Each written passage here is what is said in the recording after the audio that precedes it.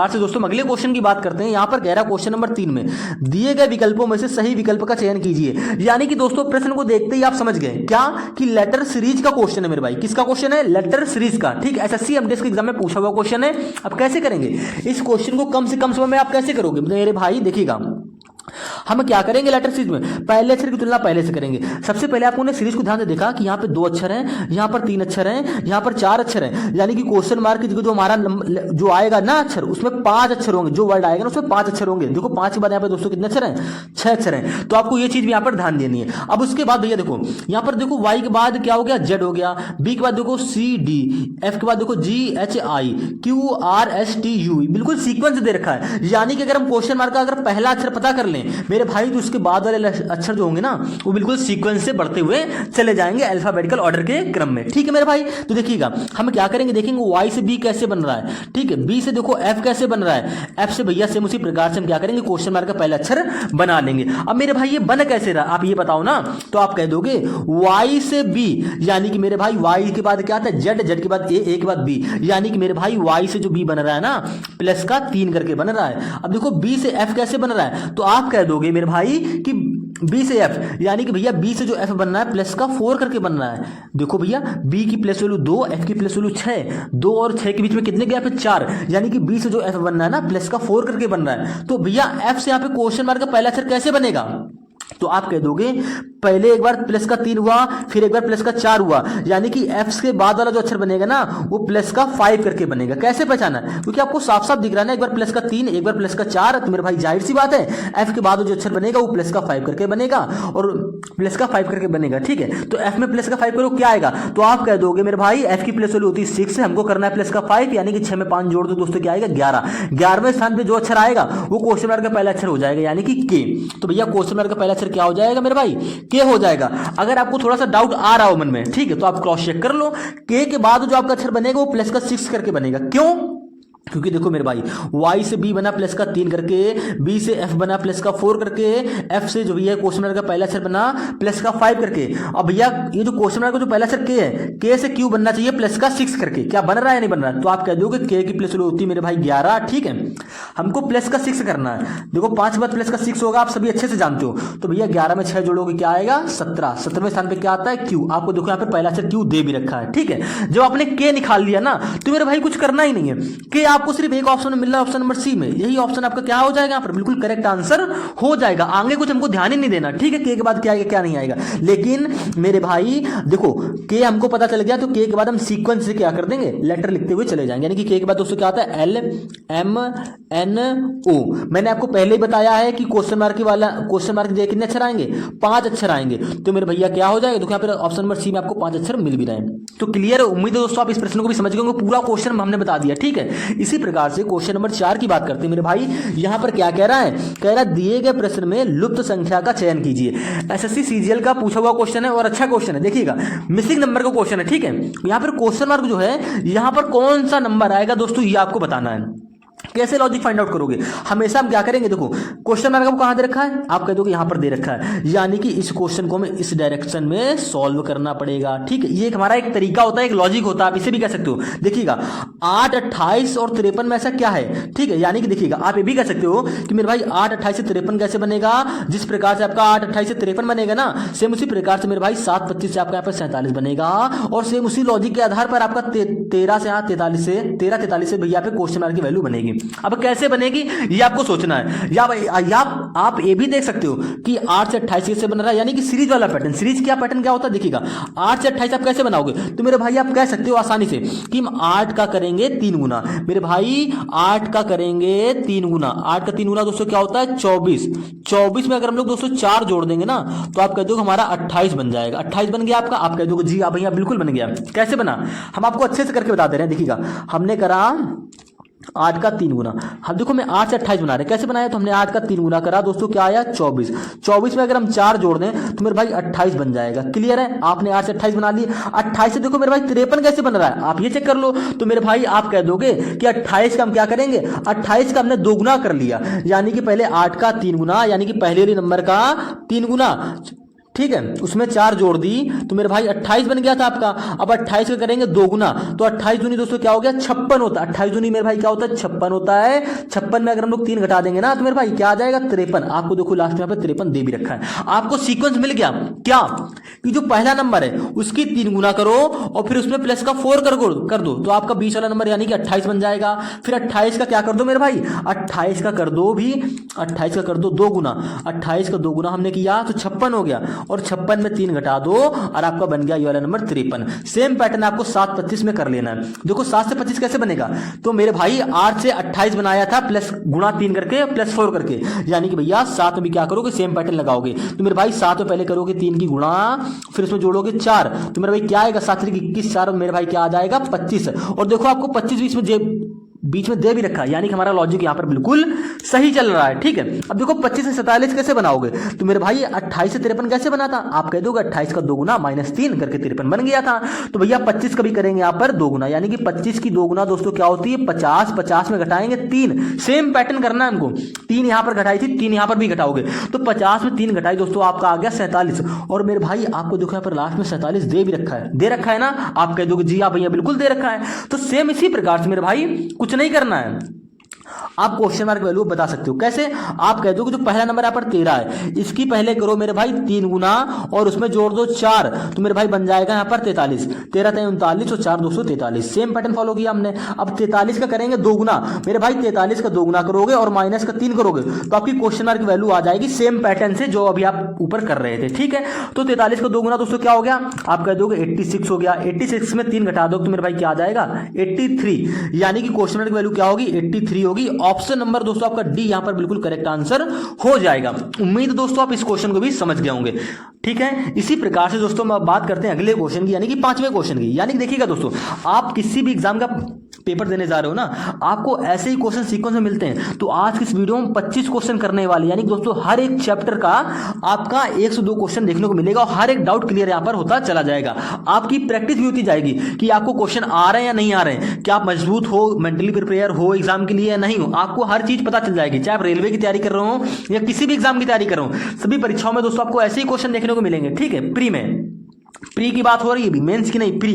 ठीक है, देखिएगा क्वेश्चन नंबर 25 को दोस्तों ध्यान से देखते हैं। कथन निष्कर्ष का क्वेश्चन है, ध्यान से पढ़ लिया आपने, क्वेश्चन को देखते समझे भैया कथन निष्कर्ष का क्वेश्चन है। इस क्वेश्चन में मुश्किल से 10 से 15 सेकंड का समय लगना चाहिए एग्जाम में। कैसे, देखिए यहां पर कथन क्या कह रहा है मेरे भाई, कथन ये कह रहा है कि कुछ इरेजर पेपर हैं, यानी कि मेरे भाई कुछ इरेजर पेपर हैं। तो कुछ इरेजर पेपर हैं, यानी कि इरेजर और पेपर के बीच में कुछ का डायग्राम कैसे बनेगा, तो आप कह दोगे इरेजर, यानी कि इरेजर को दोस्तों हम लोग ई से डिनोट कर ले रहे हैं। ठीक है, कुछ इरेजर पेपर है, यानी कि इरेजर का कुछ भाग क्या है दोस्तों पेपर है, तो हमने ऐसे कर लिया। ठीक, ऐसे तो बनेगा आपका वेन डायग्राम। आप कह दोगे जी भैया बिल्कुल। इस क्वेश्चन को दोस्तों हम डायग्राम से यानी कि वेन डायग्राम बना के सॉल्व करेंगे तो ज्यादा आपको आसानी रहेगी। ठीक है, देखिएगा फिर कह रहा है कुछ पेपर क्लिप है, यानी कि कुछ पेपर, यानी कि पेपर का कुछ हिस्सा मेरे भाई क्या है क्लिप, तो हमने क्लिप को सी से डिनोट कर लिया। ठीक है, पेपर का ही सिर्फ कुछ हिस्सा लेंगे। देखिएगा हमने मेरे भाई क्या किया, पेपर ये वाला था तो हमने पेपर का कुछ हिस्सा क्या कह रहा है, कुछ पेपर क्लिप है, यानी कि पेपर का कुछ हिस्सा दोस्तों क्या हो जाएगा क्लिप के अंतर्गत ऐसे आ जाएगा। क्लियर है,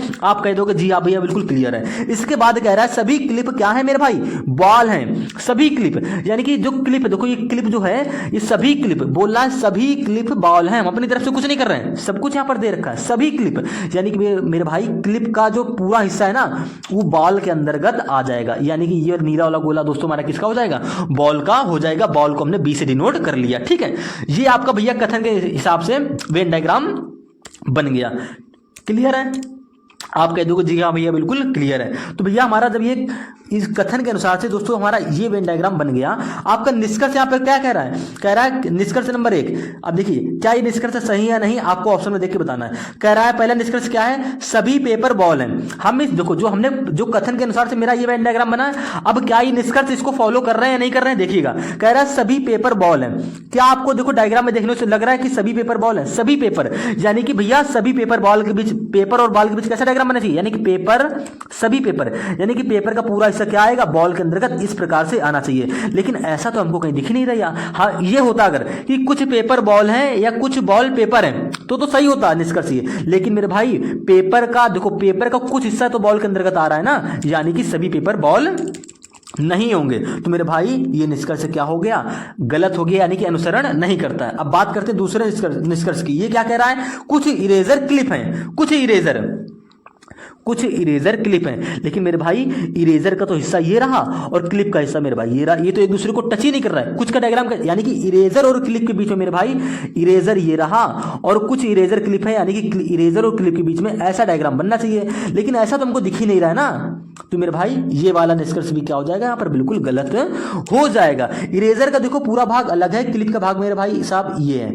यानी कि इनमें से कुछ का डायग्राम तो बनेगा ही नहीं। कुछ इरेजर क्लिप कैसे होगा, नहीं होगा ना, आपको साफ साफ दिख रहा है मेरे भाई। तो क्या कह दोगे, दोनों ही निष्कर्ष से अनुसरण नहीं करते, या तो ऑप्शन नंबर सी ना तो एक और ना ही दो कथन के अनुसार हैं। ठीक है, यानी कि दोस्तों आपका ऑप्शन नंबर सी यहां पर बिल्कुल करेक्ट आंसर हो जाएगा, क्योंकि मेरे दोनों निष्कर्ष अनुसरण नहीं कर रहे हैं। इसी प्रकार से मेरे भाई अगले क्वेश्चन की तरफ चलते हैं। यहां पर कह रहा है क्वेश्चन नंबर 6वां, यू की पुत्री एक्स, देखिएगा मेरे भाई ब्लड रिलेशन का क्वेश्चन है। ठीक है, ध्यान से पढ़ेंगे, प्रश्न को पढ़ते जाएंगे और इसका रिलेशन का डायग्राम बनाते हुए चले जाएंगे। एसएससी सीजीएल का पूछा हुआ क्वेश्चन है और इनमें क्या होता है, काफी बच्चे कंफ्यूज होते हैं और कहीं हद तक क्वेश्चन आता हुआ भी क्या होते हैं, गलत आंसर टिक कर देते हैं, क्योंकि पूरे डाउट क्लियर नहीं होते हैं। ठीक है, तो देखिए क्या कह रहा है यहाँ पे, यू की पुत्री एक्स है, यू की पुत्री मेरे भाई, यू की जो डॉटर होगी ना, अब यू मेल है फीमेल हमको उससे मतलब नहीं है, मेल भी हो सकता है फीमेल भी हो सकता है, लेकिन कह रहा है यू की जो पुत्री एक्स, यू की पुत्री एक्स है मेरे भाई, यू की जो पुत्री है ना वो यू के नीचे आएगी इस प्रकार से। एक्स क्या है, पुत्री, यानी कि देखो मेरे भाई फीमेल के लिए हमेशा आप माइनस का साइन लो, ठीक है, और मेल के लिए मेरे भाई हमेशा आप क्या करोगे, प्लस का साइन लोगे ब्लड रिलेशन के क्वेश्चन में। इससे आपका मेल फीमेल क्लियर हो जाएगा, यानी कि जेंडर क्लियर हो जाएगा। देखो हमने सिर्फ अभी तक एक लाइन पढ़ी क्या, कि यू की पुत्री एक्स है, ठीक है, एक्स जो है वो वी की बहू है। देखिएगा कह गला सूख गया, ठीक है, देखिएगा यू की पुत्री एक्स जो है वो वी की बहू है मेरे भाई, यू की पुत्री एक्स आपका देखो यहां पर आ गया, एक्स जो है वो वी की बहू है, यानी कि मेरे भाई वी की बहू कब होगी, जब वी का कोई एक बेटा होगा। वी का क्या होगा, कोई भैया एक बेटा होगा, यानी कि क्या है भैया, ये मैन है, ये कोई आदमी है, ठीक है, ये मेरे भाई कोई आदमी है। इसके ऊपर प्लस का साइन हम लोग लगा दे रहे हैं, प्लस से क्या पता चलेगा कि ये आदमी है। तो मेरे भाई कहने का मतलब ये है कि यू की पुत्री जो एक्स है वो कह रहा है वी की बहू है, और वी की बहू कब होगी, जब मेरे भाई ये एक्स और ये दोनों क्या होंगे, आपस में पति पत्नी होंगे। क्या होंगे मेरे भाई, पति पत्नी होंगे।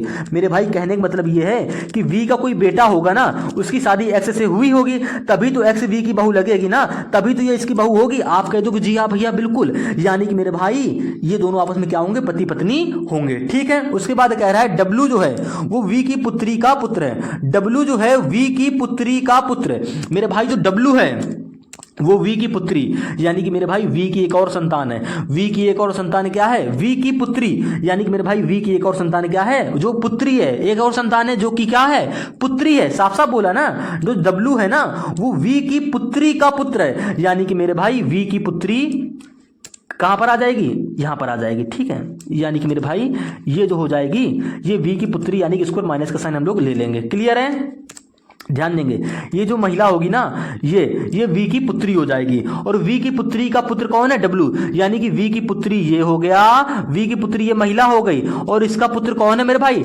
डब्लू है, यानी कि इसका जो पुत्र है डब्लू, यानी कि इसके भैया नीचे आ जाएगा। तो भैया ये आपका ब्लड रिलेशन का पूरा डायग्राम यहाँ पर बन गया है। कुछ भी नहीं करना है इस क्वेश्चन में, जो हम पढ़ते चले गए और पूरा डायग्राम मेरा बनता चला गया। ठीक है, डब्लू क्या है, पुत्र है, यानी कि डब्लू के ऊपर मेरे भाई प्लस का साइन होगा। मेल फीमेल क्लियर कर रहे हैं ना, देखो प्लस माइनस से आपका मेल फीमेल आसानी से क्लियर हो जाएगा। क्लियर है, तो भाई इस प्रकार से आपका रिलेशन का डायग्राम बनेगा। अब आपसे प्रश्न में पूछा क्या है, आपसे प्रश्न में पूछा डब्लू जो है वो एक्स से किस प्रकार संबंधित है। डब्लू जो है वो एक्स से मेरे भाई किस प्रकार संबंधित होगा, यानी कि मेरे भाई अगर मैं आपसे पूछूं कि जो डब्लू है इस व्यक्ति का क्या लगेगा, तो आप कह दोगे भांजा लगेगा।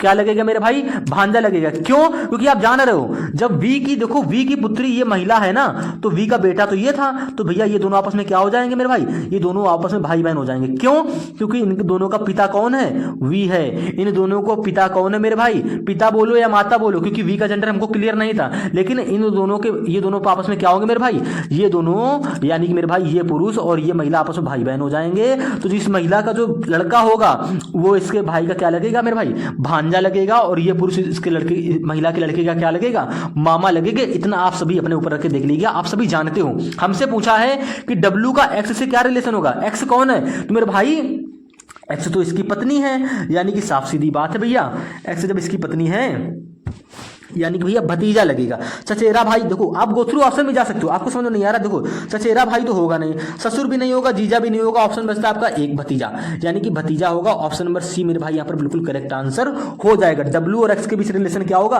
भतीजा का रिलेशन होगा। क्यों, ये भी बता दें आपको हम क्यों। तो देखो मेरे भाई भतीजा ही होगा, ठीक है, भतीजा बोलो या भांजा भी बोल सकते हो, क्योंकि डब्लू तो इस पुरुष का भांजा लगेगा ना, तो मेरे भाई डब्लू इसका क्या लगेगा, इसका भी भांजा लग सकता है यार, भतीजा भी बोल सकते हो, भांजा भी बोल सकते हो, ठीक है, दोनों ही आपसे ऑप्शन आपके यहाँ पे करेक्ट हो जाएंगे। तो उम्मीद है दोस्तों आप इस क्वेश्चन को भी समझ गए होंगे। अगले क्वेश्चन की बात करते हैं दोस्तों, कह रहा क्वेश्चन नंबर 7 में सही वेन आरेख का चयन कीजिए। दोस्तों वेन डायग्राम से भी क्वेश्चन आपके एग्जाम में अक्सर पूछ लिए जाते हैं। एक क्वेश्चन तो आपको 100% देखने को मिलेगा, प्री या मेंस कोई भी एग्जाम हो आपका, एक क्वेश्चन वेन डायग्राम से मिलेगा, ठीक है। अब कह रहा है पेन पेंसिल और रबर में वेन डायग्राम क्या बनेगा, एसएससी सीजीएल 2023 का पूछा हुआ क्वेश्चन है। कैसे बनाएंगे पेन पेंसिल और रबर में वेन डायग्राम। अगर यहां पर रबर की जगह स्टेशनरी होता, स्टेशनरी, तो डायग्राम कैसे बनता, पहले ये आप हमको बताओ। तो आप कह दोगे स्टेशनरी के अंदर भैया हमारा पेंसिल भी आता है, पेन भी आता है, तो आपका इस प्रकार से बन जाता डायग्राम। लेकिन मेरे भाई यहां पर रबर है, पेंसिल है, पेन है, मेरे भाई पेन अलग होता है, पेंसिल अलग होता है, रबर अलग होता है, ठीक है। यानी कि मेरे भाई तीनों क्या होगा, तीनों को पेन के लिए अलग गोला होगा, पेंसिल के लिए अलग गोला होगा, रबर के लिए अलग गोला होगा, यानी कि वेन डायग्राम हमारा क्या बनेगा, ऑप्शन नंबर सी बिल्कुल बन जाएगा। क्यों, क्योंकि ऑप्शन नंबर सी हमारा पे करेक्ट आंसर होगा, क्योंकि मेरे भाई पी अलग होगा, सॉरी देखो मेरे भाई पेन पेंसिल रबर में कोई आपस में रिलेशन नहीं है। लेकिन अगर हमने आपको पहले बताया रबर की जगह अगर स्टेशनरी होता तो हमारा वेन डायग्राम पेन और पेंसिल के बीच में इस प्रकार से बनता। क्लियर है, उम्मीद है दोस्तों आप इस क्वेश्चन को समझ गए होंगे। अब देखो इस क्वेश्चन में मैंने आपको दो क्वेश्चन समझा दिए। पहला तो पेन पेंसिल रबर के बीच में कैसा डायग्राम बनेगा, आप कह दोगे ऑप्शन नंबर सी, यानी कि पेन अलग होगा, पेंसिल अलग है, रबर अलग है, ठीक है, ये डायग्राम बनेगा।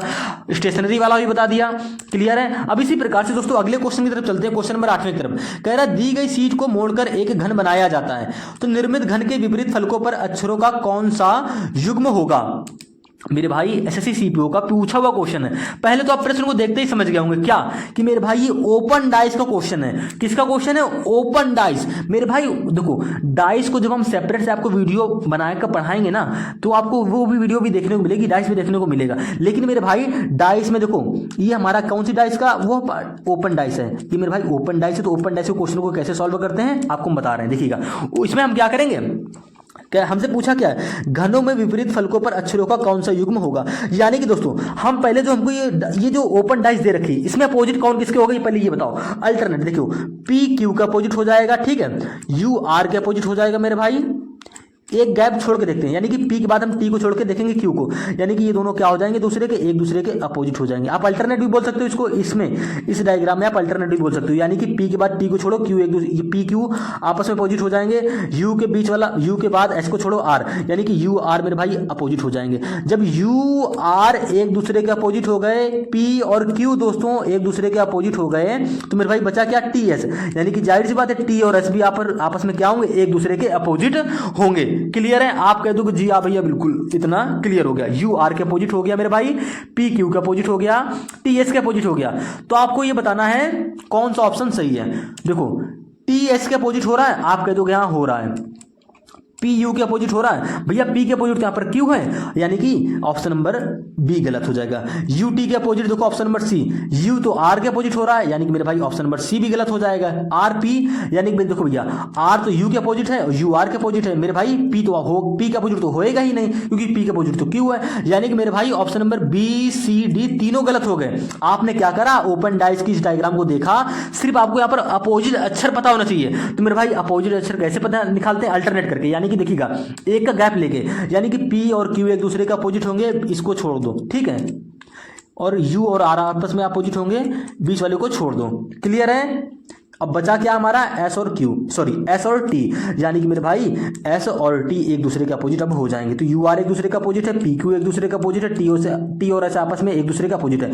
मैंने ऑप्शन देखा तो ये बी सी डी ऑप्शन तीनों अलग अलग थे, एक ही ऑप्शन मेरा सेटिस्फाई हो रहा था, टी और एस अपोजिट है। तो देखो टी और अपोजिट सही में यहाँ पर हमारे हो भी रहे हैं, यानी कि ऑप्शन नंबर ए हमारा यहाँ पर करेक्ट आंसर हो जाएगा। इसी प्रकार से दोस्तों हम लोग डाइस का ही एक नवा क्वेश्चन की बात करते हैं। क्या कह रहा है, एक ही पासे की दो अलग अलग स्थितियां दिखाई गई हैं जिसके 6 फलक 1 से 6 संख्याएं अंकित, मतलब 1 से 6 तक संख्या उसमें अंकित है। देखो भैया एक ही पासे की दो स्थितियां मेरे भाई दिखाई गई हैं। कितनी स्थितियां दिखाई गई हैं, आप कह दो कि मेरे भाई दो स्थितियां दिखाई गई हैं, जिसमें क्या होती है भाई, एक पासे में 6 तो हमारी अंक स्थित होते हैं, आप कह दो 1 से 6 तक के नंबर होते हैं। क्लियर है। अब देखो ये दो स्थितियां यानी कि पहले पासे में 3 नंबर है, दूसरे पासे में 3 नंबर है। क्लियर है, इतना तो क्लियर हो गया। उसके बाद क्या कह रहा है, उस संख्या का चयन करें जो 2 और 2 के विपरीत फलक की संख्याओं का योगफल होगा।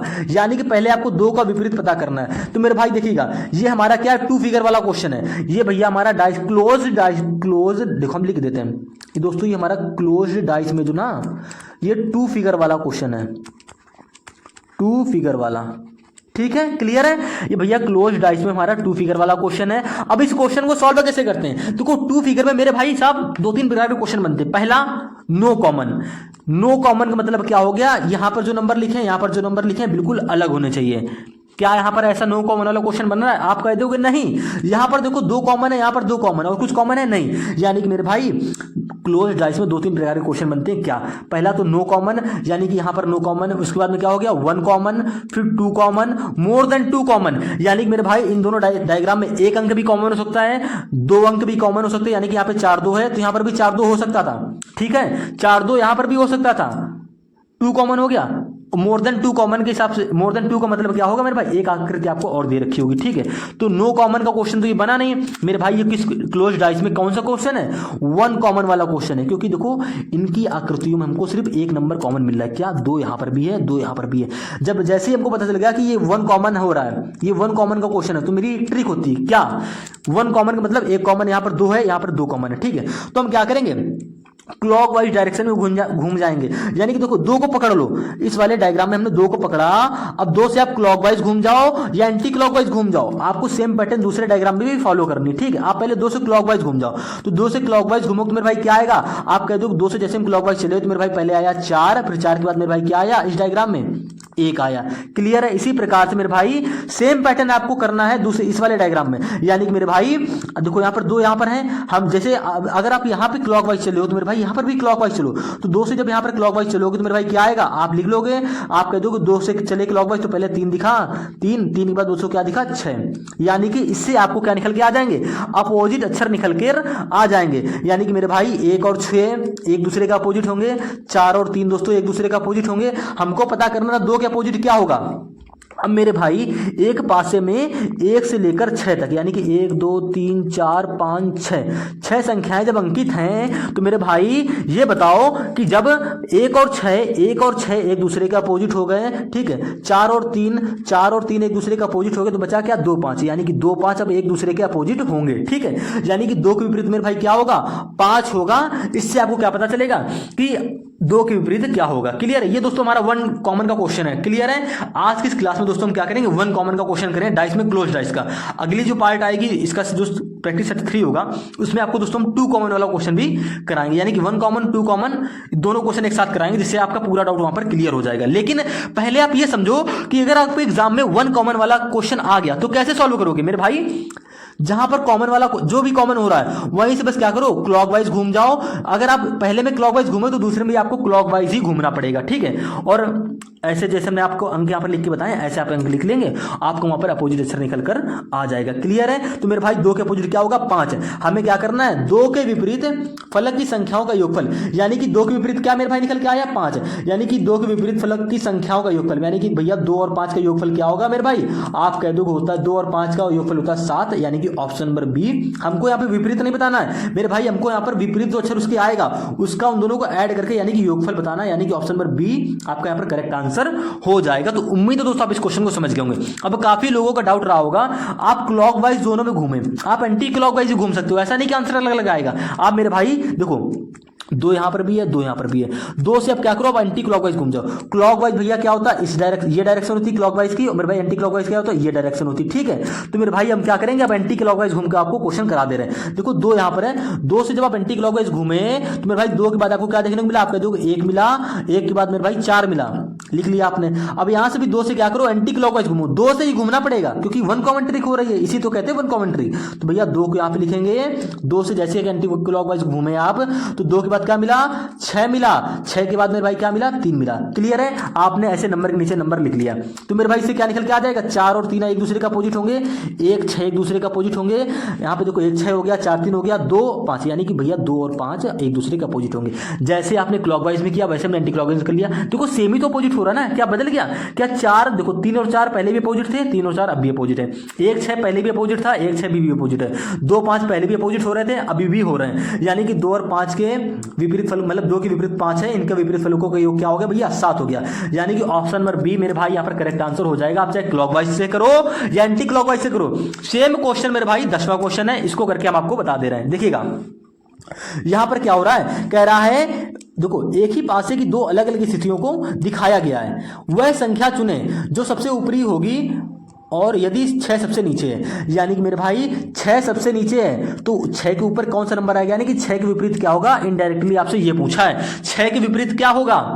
तो आप ऐसा मत करना कि 6 से आप एंटी क्लॉकवाइज घूम जाओ, 6 से भी आप 6 से आप यहाँ पे क्लॉकवाइज घूम जाओ, और यहाँ पर देखो हाँ ऐसा नहीं करना कि आपसे 6 से पूछा तो आप 6 से क्लॉकवाइज घूम जाओ निकाल दो, ऐसा होगा नहीं, होगा ही नहीं। क्यों, क्योंकि भैया हमें करना क्या है, देखो पहले आपने डायग्राम को देखा, एक ही पासे की दो स्थितियां, यहाँ पर क्या कौन सा क्वेश्चन है, क्या ये क्वेश्चन नो कॉमन वाला है या वन कॉमन वाला है या टू कॉमन वाला है। देखो सबका करने का तरीका अलग अलग होता है। अगर ये वन कॉमन वाला क्वेश्चन है तो बस वहां से, जहां से वन कॉमन वाला क्वेश्चन है, जहां पर कॉमन हो रहा है वहां से बस क्या करना है, क्लॉकवाइज एंटी क्लॉकवाइज घूम जाओ, दोनों डायग्राम में एक जैसा ही। ठीक है, यानी कि मेरे भाई आपने ध्यान से इस फिगर को देखा, आप कह दो यहाँ पर 3 कॉमन है, मेरे भाई यहाँ पर 3 कॉमन है, 3 कॉमन आ रहा है ना, यानी कि 3 से आप यहाँ पर क्लॉकवाइज घूम गए, 3 से मेरे भाई जब यहाँ पर क्लॉकवाइज घूमे इस डायग्राम में, तो भैया 3 के बाद देखने को मिला आपको 2, 2 के बाद 5, यानी कि 3 के बाद 2, 2 के बाद मेरे भाई 5। क्लियर है, सेम इसी प्रकार से यहाँ पर 3 था ना, अब इसी 3 से डायरेक्ट क्लॉकवाइज घूम जाओ, क्योंकि पहले वाले डायग्राम में क्लॉकवाइज घूमे, तो जब यहाँ पर क्लॉकवाइज आप घूमे तो 3 के बाद मेरे भाई क्या मिला आपको 4, यानी कि मेरे भाई दूसरे डायग्राम में 3 के बाद मिला आपको 4, और मेरे भाई 4 के बाद मिला आपको क्या 6। तो इससे आपका अपोजिट अक्षर निकल के आ गया, यानी कि 5 और 6 एक दूसरे का अपोजिट होंगे, 2 और 4 एक दूसरे का अपोजिट होंगे। क्लियर है, सही देखो समझ में आ रहा है ना, 5 और 6 एक दूसरे का अपोजिट होंगे, 2 और 4 एक दूसरे का अपोजिट होंगे, तो भैया बचा 3 किसके अपोजिट होगा, आप कह दोगे 3 हो जाएगा 1 के अपोजिट। क्यों, क्योंकि मेरे भाई एक जो इसमें आपको दिया नहीं गया है, लेकिन मेरे भाई एक जो पाशा होता है ना 1 2 3, उसमें 1 से लेकर 6 तक की संख्याएं अंकित होंगी। साफ साफ आपको नहीं भी बोला गया तब भी आप समझ जाओ, क्योंकि आपको नंबर दे रखे हैं, 1 से 6 के बीच के नंबर तो दे रखे हैं ना। यानी देखो 6 5 एक दूसरे का अपोजिट हो गए, ठीक है, 2 और 4 एक दूसरे का अपोजिट हो गए, तो मेरे भाई 1 और 3 बचा, यानी कि 1 और 3 एक दूसरे के अपोजिट हो जाएंगे। तो 3 का अपोजिट क्या होगा मेरे भाई 1 होगा, लेकिन हमसे पूछा क्या है, हमसे भैया 3 का अपोजिट नहीं पूछ रखा है क्वेश्चन में मेरे भाई, हमसे अब क्वेश्चन में पूछ रखा है 6 सबसे नीचे है, यानी कि 6 के विपरीत क्या होगा। कंफ्यूज जो उसमें आके भैया 3 के विपरीत एक आंसर टिक मत कर देना, यहाँ पर भैया 6 के विपरीत क्या हो रहा है, देखो 5, यानी कि मेरे भाई 6 के विपरीत 5, ऑप्शन नंबर डी यहाँ पर बिल्कुल करेक्ट आंसर आपका हो जाएगा। जो प्रश्न पूछा है वही करो, ठीक है।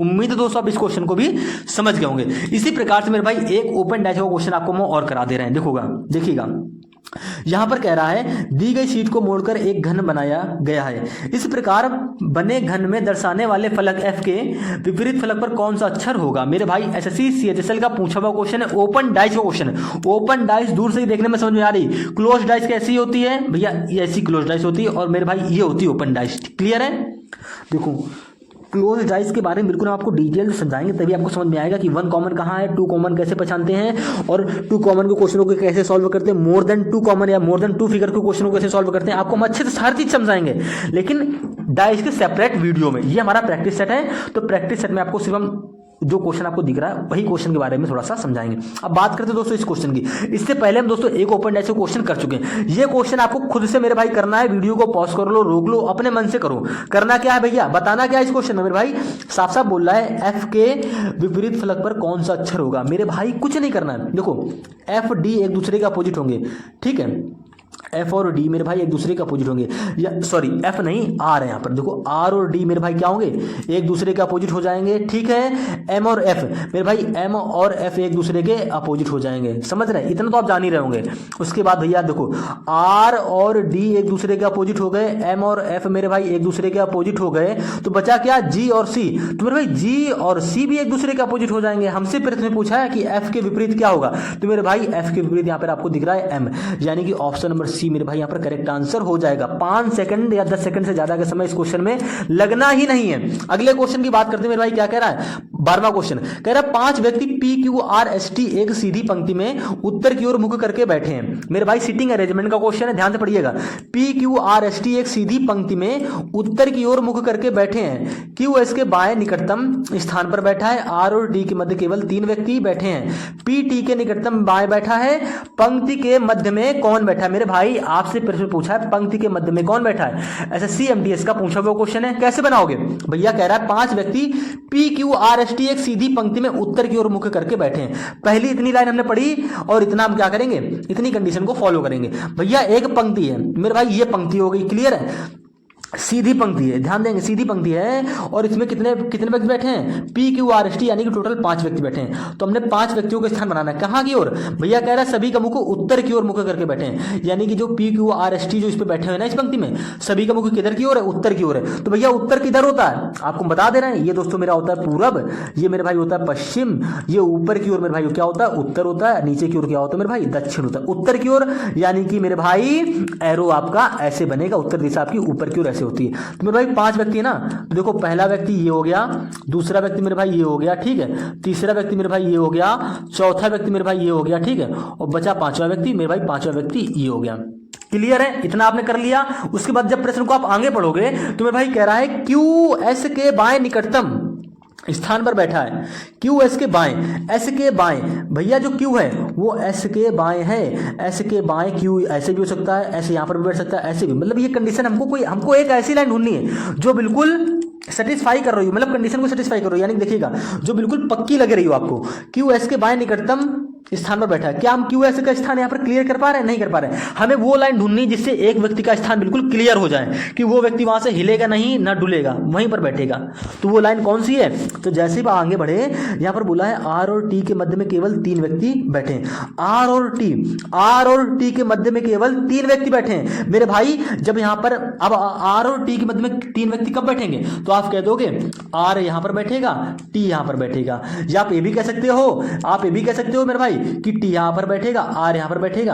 अब हमें टी और आर का कोना पता नहीं है कि टी लेफ्ट छोर होगा या टी राइट छोर होगा, ठीक है, हमको पता नहीं, लेकिन हमको इतना जरूर पता है कि टी और आर एक दूसरे ये दोनों कोने पर बैठेंगे, तभी इनके बीच में क्या होंगे भैया, 3 व्यक्ति आ पाएंगे, जो कि आपको प्रश्न बोला गया है कि आर और टी के मध्य में केवल भैया कितने व्यक्ति बैठे हैं, 3 व्यक्ति बैठे हैं। तो मैंने भाई अपने हिसाब से आर यहां बैठा लिया, टी यहां बैठा लिया, और इनके बीच में 1 2 3 व्यक्ति बैठ जाएंगे। अब ठीक है, कंडीशन सेटिस्फाई कर रही ना, आप कह दोगे जी हाँ भैया बिल्कुल, लेकिन ये मैं अभी ये क्लियर नहीं हूं कि टी यहीं बैठेगा या आर यहीं बैठेगा। लेकिन जैसे प्रश्न को आगे पढ़ोगे तो कह रहा है पी जो है वो टी के निकटतम बाएं बैठा है, जो मेरे भाई पी है वो टी के निकटतम बाएं बैठा है। अगर टी को आप यहां पर आर की जगह बैठा लोगे ना, तो टी के बायां तो इधर वाला ये वाला होगा, ठीक है भाई, टी के दायां तो ये होगा, टी के बाएं बोला है जो पी है वो टी के बाएं, टी के निकटतम बाएं बैठा है, जो पी है वो टी के निकटतम बाएं, टी का बायां इधर होगा मेरे भाई, इधर तो कोई स्थान है नहीं है, तो जाहिर सी बात है मुझे टी को कहां बैठाना पड़ेगा, यानी कि मैंने टी को राइट साइड सही बैठा रहा, यानी कि टी का स्थान यहीं पर होगा। कैसे पता चला, जैसे ही आपने लास्ट वाली लाइन पढ़ी, ठीक है, यानी कि जो पी है वो टी के निकटतम बाएं है, तो मेरे भाई जाहिर सी बात है टी यहीं बैठेगा, और टी के निकटतम कौन होगा मेरे भाई, टी के निकटतम बाएं, यानी कि टी के बाएं यहां पर पी आ जाएगा निकटतम। क्लियर है, यानी कि पी का स्थान क्लियर होगा, टी का स्थान क्लियर हो गया, और मेरे भाई आर का स्थान भी क्लियर हो गया। ठीक है, अब इसी प्रकार से अब पहली लाइन पढ़ेंगे, क्या कह रहा था, अब बच्चे देखो भैया 2 स्थान, यहां पर कौन बैठेगा, तो देखो यहां पे कह रहा है जो क्यू है वो एस के बाएं निकटतम स्थान पर बैठा है, जो क्यू है वो एस के बाएं, एस को अगर यहां बैठा लोगे तो एस का बायां कोई स्थान बच ही नहीं रहा है, यानी कि मेरे भाई जाहिर सी बात है एस को हमें यहां बैठाना पड़ेगा, एस के बाएं, एस का बायां होता है ये, यानी कि एस के बाएं क्यू निकटतम स्थान पर बैठा है, यानी कि सारी कंडीशन मेरी सेटिस्फाई कर रहा था। और हमसे प्रश्न में क्या पूछा मेरे भाई, हमसे प्रश्न पूछा पंक्ति के मध्य में कौन बैठा है। तो भैया पंक्ति के मध्य यानी कि बीच वाला स्थान ये वाला हो गया, यानी कि पंक्ति के मध्य में कौन बैठा है, ऐसे बैठा है। ऑप्शन नंबर डी मेरे भाई यहाँ पर करेक्ट आंसर हो जाएगा। क्लियर है। सेम इसी प्रकार से अगले क्वेश्चन को ध्यान देते हैं। यहाँ पर क्या कह रहा है, 13वां क्वेश्चन एसएससी सीपीओ का पूछा हुआ क्वेश्चन है। क्वेश्चन क्या कह रहा है, पहले क्वेश्चन को पढ़ो। कह रहा है रिहाना अपने घर से 6 किलोमीटर पश्चिम में ड्राइव करती है और बाएं मुड़ती है, 3 किलोमीटर ड्राइव करती है और फिर से बाएं मुड़ती है और 10 किलोमीटर ड्राइव करती है। उसके घर और कार्यालय के बीच सबसे छोटी दूरी क्या है। मेरे भाई ध्यान से पढ़ेंगे, सबसे छोटी दूरी क्या है। तो देखिए रिहाना अपने घर से 6 किलोमीटर पश्चिम में ड्राइव करती है, यानी कि इस डिस्टेंस एंड डायरेक्शन वाला क्वेश्चन है मेरे भाई। आपको यहां पर क्या होना चाहिए, दिशाओं का ज्ञान अच्छे से होना चाहिए, यानी कि भैया आपको पता होना चाहिए कि कौन सी डायरेक्शन किधर होती है। तो मेरे भाई थोड़ा सा टाइम लेके बता दे रहा हूं हल्का सा, ठीक है। देखिए ये आपका दोस्तों क्या होता है, ईस्ट होता है मेरे भाई, ये वेस्ट, एक सेकेंड, ये ईस्ट, ये वेस्ट, ये नॉर्थ, ये दोस्तों साउथ, ठीक है। क्लियर है, आप सभी जानते हैं ये, आप इतना आप सभी को पता ही होगा। लेकिन मेरे भाई अगर मैं आपसे कहूं क्या कि देखो मान लो ये आपकी 4 दिशाएं आप सभी को बताइए, मेरे भाई पूरब हो गया, ये मेरे भाई पश्चिम हो गया, ये मेरे भाई उत्तर हो गया, ये मेरे भाई दक्षिण हो गया। अगर मैं आपसे कहूं कि पूरब दिशा में, सॉरी उत्तर दिशा में या पश्चिम दिशा में या दक्षिण दिशा में कहीं भी आपको बाएं जाना है, तो देखो अगर आप उत्तर दिशा में बाएं जाना चाह रहे हो तो मेरे भाई उत्तर दिशा का बायां किधर होगा, इधर होगा, ठीक है। यानी कि दोस्तों हमारा लेफ्ट शोर हो जाएगा। उत्तर दिशा की बात करें जब आप व्यक्ति का मुख उत्तर दिशा की ओर होगा, ठीक है, और ये हमारा दोस्तों राइट शोर हो जाएगा। अब लेफ्ट राइट मेरा बदलता रहेगा। अगर आप पश्चिम दिशा की ओर मुख कर रहे हो, यानी कि मेरे भाई पश्चिम दिशा की ओर मुख कर रहे हो, पश्चिम दिशा क्या है, ऐसी ये होती है, ये दोस्तों हमारी पश्चिम दिशा। पश्चिम दिशा के लिए मेरे भाई राइट क्या होगा, ये हो जाएगा, और मेरे भाई लेफ्ट क्या होगा, ये होगा, ठीक है। अगर आप पश्चिम दिशा की ओर जा रहे हो या मुख करके बैठे हो तो लेफ्ट कहां होगा, नीचे की ओर होगा, यानी कि दक्षिण दिशा की ओर लेफ्ट हो जाएगा, और राइट क्या होगा, ऊपर की ओर, उधर की ओर हो जाएगा, ठीक है। इतना क्लियर है। अगर मैं आपसे कहूं कि आप पश्चिम दिशा में, अगर आप मान लीजिए पूरब दिशा में, देखो उत्तर का क्लियर हो गया, लेफ्ट राइट, पश्चिम दिशा का भी क्लियर हो गया। बात करते हैं पूरब दिशा का। अगर भैया व्यक्ति की पूरब की ओर जा रहा है, पूरब की ओर मुख करे बैठा है, तो उसका लेफ्ट राइट किधर होगा, तो मेरे भाई पूरब दिशा की ओर होगा। जो व्यक्ति होगा ना उसका राइट नीचे की ओर होगा, और मेरे भाई पूरब दिशा में जो व्यक्ति होगा ना उसका लेफ्ट ऊपर की ओर होगा। ये भी आपका क्लियर कर दिया मैंने, ठीक है, समझिएगा। और इसी प्रकार से मेरे भाई दक्षिण दिशा में, अब देखो यहां पर क्या होगा, दक्षिण दिशा की ओर अगर कोई व्यक्ति जा रहा होगा ना तो मेरे भाई उसका जो लेफ्ट होगा वो पूरब दिशा की ओर बनेगा, और उसका जो मेरे भाई राइट होगा वो इस तरफ होगा, ठीक है, क्लियर है। अगर मान लीजिए कोई व्यक्ति दक्षिण दिशा में ऐसे जा रहा है तो इसका अगर राइट लेफ्ट पता करना हो, अगर आपको नहीं पता तो जान लीजिए, इसका मेरे भाई लेफ्ट होगा इधर की ओर, ऐसे की ओर, और मेरे भाई इसका राइट क्या होगा, इधर की ओर, यानी कि इस प्रकार से यहाँ पर जाएगा। क्लियर है, उम्मीद है दोस्तों आप ये समझ गए होंगे। इतनी अगर मेरी बात को समझ गए हैं तो हम बात करते हैं इस क्वेश्चन की। यहाँ पर कह रहा है रिहाना अपने घर से 6 किलोमीटर पश्चिम में ड्राइव करती है। पश्चिम दिशा यानी मेरे भाई रिहाना मान लीजिए यहाँ पर है, यहाँ से वो पश्चिम दिशा यानी कि इस प्रकार से इधर गई, कितना गई है मेरे भाई, 6 किलोमीटर, तो हमने 6 लिख लिया, ठीक है। डायग्राम आपको बनाते हुए चलना है। 6 किलोमीटर पश्चिम में ड्राइव करती है और बाएं मुड़ती है। मैंने आपको पहले ही बताया पश्चिम दिशा में जा रही तो बायां किधर होगा मेरे भाई, पश्चिम दिशा में जा रही तो बायां मेरे भाई नीचे की ओर यानी कि दक्षिण दिशा की ओर होगा। बाएं मुड़ती है और 3 किलोमीटर ड्राइव करती है, यानी कि वो पश्चिम दिशा में बाएं मुड़ गई इधर, और कितना चली मेरे भाई, 3 किलोमीटर चली है, तो हमने 3 किलोमीटर चला दिया, वो रिहाना भी यहां पर आ गई है। इसके बाद में भाई क्या कह रहा है, इसके बाद कह रहा है और फिर से बाएं मुड़ती है, यानी कि जब वो यहां पर आ गई ना मेरे भाई, जब वो यहां पर पहुंच गई ना तो यहां से बाएं मुड़ रही है। अब मेरे भाई ये एरो किसकी ओर इंडिकेट करता है, किस दिशा की ओर इंडिकेट करता है, तो आप कह दो भैया ऐसा एरो मेरा बंदा है दक्षिण दिशा में, ठीक है, क्लियर है। ऐसा एरो मेरा बंदा दक्षिण दिशा में, यानी कि वो फिलहाल वो किस दिशा में है, दक्षिण दिशा में है, और वो क्या कह रही है वह फिर से बाएं मुड़ती, यानी कि दक्षिण, सॉरी, ऐसा एरो मेरे भाई दक्षिण दिशा में बनता है ना, क्लियर है। अब वह दक्षिण दिशा में क्या है, बाएं मुड़ेगी, वह फिर से बाएं मुड़ती है, यानी कि दक्षिण, अब देखो भैया यहां से चलकर यहां पर आ गई, अब वो दक्षिण दिशा में है। दक्षिण दिशा में बायां किधर होता है, मैंने आपको पहले थोड़ी देर पहले बताया मेरे भाई, दक्षिण दिशा में बायां यानी कि पूरब दिशा की ओर इस प्रकार से जाएगी, ठीक है। यहां से जब वो बाएं मुड़ गई, बाएं मुड़ती है ठीक है, और 10 किलोमीटर ड्राइव करती है। यानी कि मेरे भाई जब वो यहाँ से बाएं मुड़ी ना, जब वो मेरे भाई यहाँ से बाएं मुड़ी 10 किलोमीटर ड्राइव करती है, तो मेरे भाई 10 किलोमीटर यानी कि वो फाइनली यहाँ पर आ जाएगी। भैया देखो 6 जब डिस्टेंस हमारी इतनी है तो 6 से बड़ा 10 होगा, अपने हिसाब से डिस्टेंस ले लेना। तो भैया ये हमारी डिस्टेंस कितनी हो गई, ये भैया डिस्टेंस हमारी हो गई 10 किलोमीटर वाली। ठीक है, अब वो यहाँ पर आ गई है, फाइनली वो कहाँ पर आ गई मेरे भाई, यहाँ पर आ गई है। तो उसके घर और कार्यालय के बीच सबसे छोटी दूरी क्या है मेरे भाई, जहां से उसने शुरुआत करी थी, यहां से शुरुआत करी थी ना, ये इसका घर था, और जहां पहुंच गई है यहां पर पहुंच गई ना, ये इसका कार्यालय। तो कह रहा है सबसे छोटी दूरी क्या है, वो भैया घूमते हुए ऐसे ऐसे करके यहां पर पहुंची है। ये तो बड़ी लॉन्ग दूरी होगी, हमसे पूछा छोटी दूरी, यानी कि मेरे भाई इसके घर से और यहां तक की छोटी दूरी क्या होगी, ऐसे बीच से लाइन खींच देंगे, यही तो छोटी दूरी होगी। उसके घर और कार्यालय के बीच की सबसे छोटी दूरी यही तो होगी। आप कह दो जी हाँ भैया बिल्कुल यही होगी। अब ये होगी तो ये कैसे निकालोगे मेरे भाई, ये डिस्टेंस कैसे निकालोगे, तो मेरे भाई यहां पर बन जाएगा समकोण त्रिभुज, या आप कह दो कि पाइथागोरस प्रमेय से आसानी से निकाल लेंगे। कैसे देखिएगा, अगर मेरे भाई ये डिस्टेंस 3 है तो मेरे भाई यहां पर ये डिस्टेंस भी तो 3 ही होगी ना, यानी कि मेरे भाई ये वाली डिस्टेंस भी 3 होगी, और ये आपका मेरे भाई बन गया आपका समकोण त्रिभुज, यानी कि राइट एंगल भैया बन गया। आप आसानी से कर सकते हो। अब एक चीज और देखिएगा मेरे भाई, यहां पर आपको एक चीज और देखने को मिल रही क्या, जब आपकी ये वाली भुजा 6 किलोमीटर की है, ठीक है, ये जब ये डिस्टेंस आपकी 6 किलोमीटर है तो मेरे भाई यहां से लेके यहां तक ये भी डिस्टेंस तो हमारी 6 किलोमीटर होगी ना। आप कह दो कि जी हाँ भैया बिल्कुल ये भी 6 होगी। तो मेरे भाई जब ये पूरी 10 थी, जब ये पूरी 10 थी मेरे भाई, और ये 6 है, यहां तक 6 है, तो ये बची कितनी, ये वाली कितनी बची, आप कह दोगे भैया, बच्चा भी बता देगा, ये वाली डिस्टेंस यानी कि पिंक कलर वाली डिस्टेंस भैया मेरी कितनी बची, 4 बची। ठीक है, तभी तो 6 4 हमारी 10 होगी। आप कह दोगे जी हाँ भैया बिल्कुल क्लियर है, आप कह दो कि जी हाँ भैया बिल्कुल क्लियर है, और ये वाली भैया डिस्टेंस हमारी 3 की है। तो क्या आप देखो आपका राइट एंगल बन गया 3 4 5, भैया ये लंब 3 है, ये 4 है, तो भैया ट्रिपलेट भी अगर आपको याद होगा 3 4 5 के ट्रिपलेट, यानी कि भैया कर्ण हमारा क्या होगा 5 होगा, यानी कि भैया इसके कार्यालय से इसके घर की दूरी क्या होगी 5 किलोमीटर की। ऑप्शन नंबर बी मेरे भाई यहाँ पर करेक्ट आंसर हो जाएगी। आप पाइथागोरस प्रमेय से भी लगा कर सकते हो, अगर आपको डायरेक्ट ट्रिपलेट याद है 3 4 5 को, भाई बेसिक ट्रिपलेट है, ये तो आपको याद होना चाहिए। अगर आप तैयारी कर रहे हो भैया किसी भी गवर्नमेंट एग्जाम की, तो ट्रिपलेट आपको याद होनी चाहिए भैया, त्रिकोणमिति के क्वेश्चन तभी आप आसानी से बना पाओगे, समझे, क्योंकि राइट एंगल आपको हर जगह मिलेगा।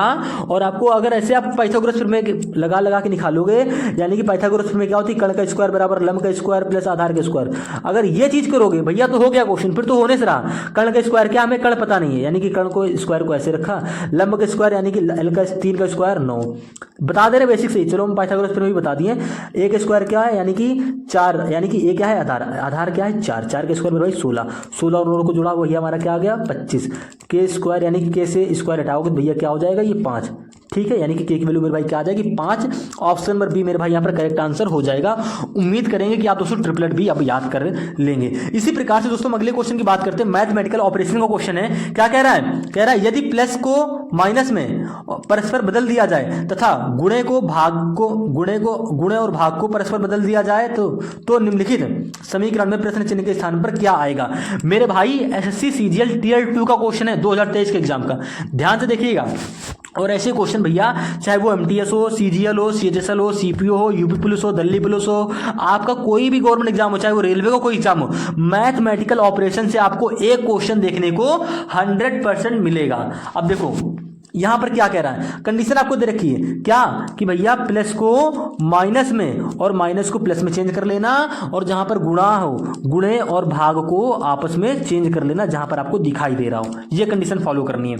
कैसे करोगे भाई, कुछ नहीं करना है। 163 देखो भाग की जगह हम लगा देंगे गुणे का साइन, और जहां पर गुणा है फिर भाई यहां पर हमने लगा दिया भाग का साइन। क्लियर है, इतना तो आप समझ गए होगे, बिल्कुल ठीक है। इसके बाद प्लस माइनस, यानी कि जहां पर प्लस है यहां पर हमको माइनस कर लेना है, मेरे भाई जहां पर माइनस है ना यहां पर प्लस कर देना। ये हमने प्रश्न के अकॉर्डिंग चेंज कर दिया, ठीक है। यानी कि जो कंडीशन को दे रखा था कि प्लस और माइनस को परस्पर बदल दीजिए, गुणे और भाग को आपस में परस्पर बदल दीजिए, हमने बदल दिया। उसके बाद में भैया प्रश्न चिन्ह पर क्या आएगा, तो देखो बॉर्मॉस का नियम सभी जानते होगे, नहीं जानते हो भैया हम बता ही दे रहे हैं आपको। बॉर्मॉस का नियम पहले ब्रैकेट, फिर ऑफ, फिर डिवाइड, फिर मल्टीप्लाई, फिर एडिशन, फिर सब्ट्रैक्शन। तो ठीक है, एक मिनट डिलीट हो जाता, अभी बच गया। अब देखो भैया यहाँ पर ब्रैकेट ऑफ तो है नहीं, यानी कि डिवाइड से शुरू करो। तो मेरे भाई डिवाइड कहां पर है, यहां पर है, यानी कि 7 की भाग भैया 147 में 2 क्या आएगा, तो आप कह दोगे मेरे भाई 21 आ गया। ठीक है, वैसे तो ये क्वेश्चन आप बिना पेन उठाए भी सॉल्व कर सकते हो मेरे भाई। इसको सॉल्व करने पे क्या आ गया, 21 आ गया। क्लियर है? आप कह दो जी हाँ भैया। भाग के बाद क्या होगा, गुणा, यानी कि 163 की 3 में गुणा करो तो क्या आएगा भैया, आप कह दोगे 3 3 9 3 6 18 और 3 1 3 1 4, यानी कि भैया 489 आ गया। माइनस बीच में है तो माइनस लगा लिया, प्लस 1। अब देखो अब क्या करोगे, गुणे के बाद भैया जोड़, यानी कि 489 और 1 भैया क्या हो जाएगा 490। और 490 में जैसे आप 21 घटा लोगे ना, क्योंकि बाद में करोगे माइनस, जैसे ही आप घटाओगे तो भैया आपका क्या आ जाएगा, आप कह दोगे मेरे भाई यहां पर आ जाएगा 469, जो कि आपको ऑप्शन नंबर डी में दे रखा है। यानी मेरे भाई ऑप्शन नंबर डी यहां पर बिल्कुल करेक्ट आंसर हो जाएगा। उम्मीद है दोस्तों आप इस क्वेश्चन को भी समझ गए होंगे।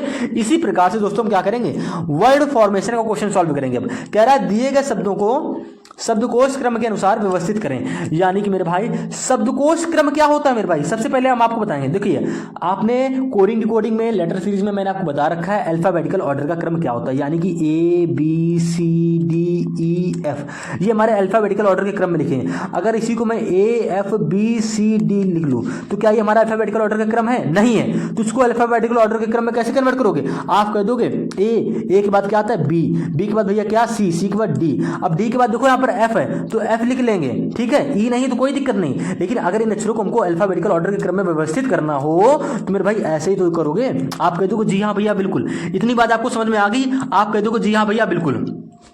अब इसको कैसे करेंगे, यानी कि 1 2 देखो आपको 6 वर्ड दे रखे हैं यहाँ पर, एक अलग 2 3 4 5 6 वर्ड दे रखे हैं। इनको आपको व्यवस्थित करना है शब्दकोश के क्रम के अनुसार, यानी कि शब्दों के शब्दकोश क्रम के अनुसार। कैसे करोगे भाई, देखो करने का तरीका क्या होता है, आपको देखो 6 वर्ड दे रखे हैं। इन 6 वर्डों में शुरुआत से देखो, शुरुआत में स्टार्टिंग से देखेंगे क्या कॉमन आ रहा है। आप कह दोगे पहले वाले वर्ड में आर ई है, दूसरे वाले वर्ड में भी आर ई है, तीसरे वाले वर्ड में भी आर ई है, चौथे में भी आर ई ए है, पांचवें में भी आर ई ए है, छठे में भी आर ई ए। यानी मेरे भाई कहने का मतलब ये है कि देखो जो आपको 1 2 3 4 5 6 वर्ड दे रखे ना, इन 6 वर्ड में आर ई ए क्या है मेरे भाई, कॉमन है।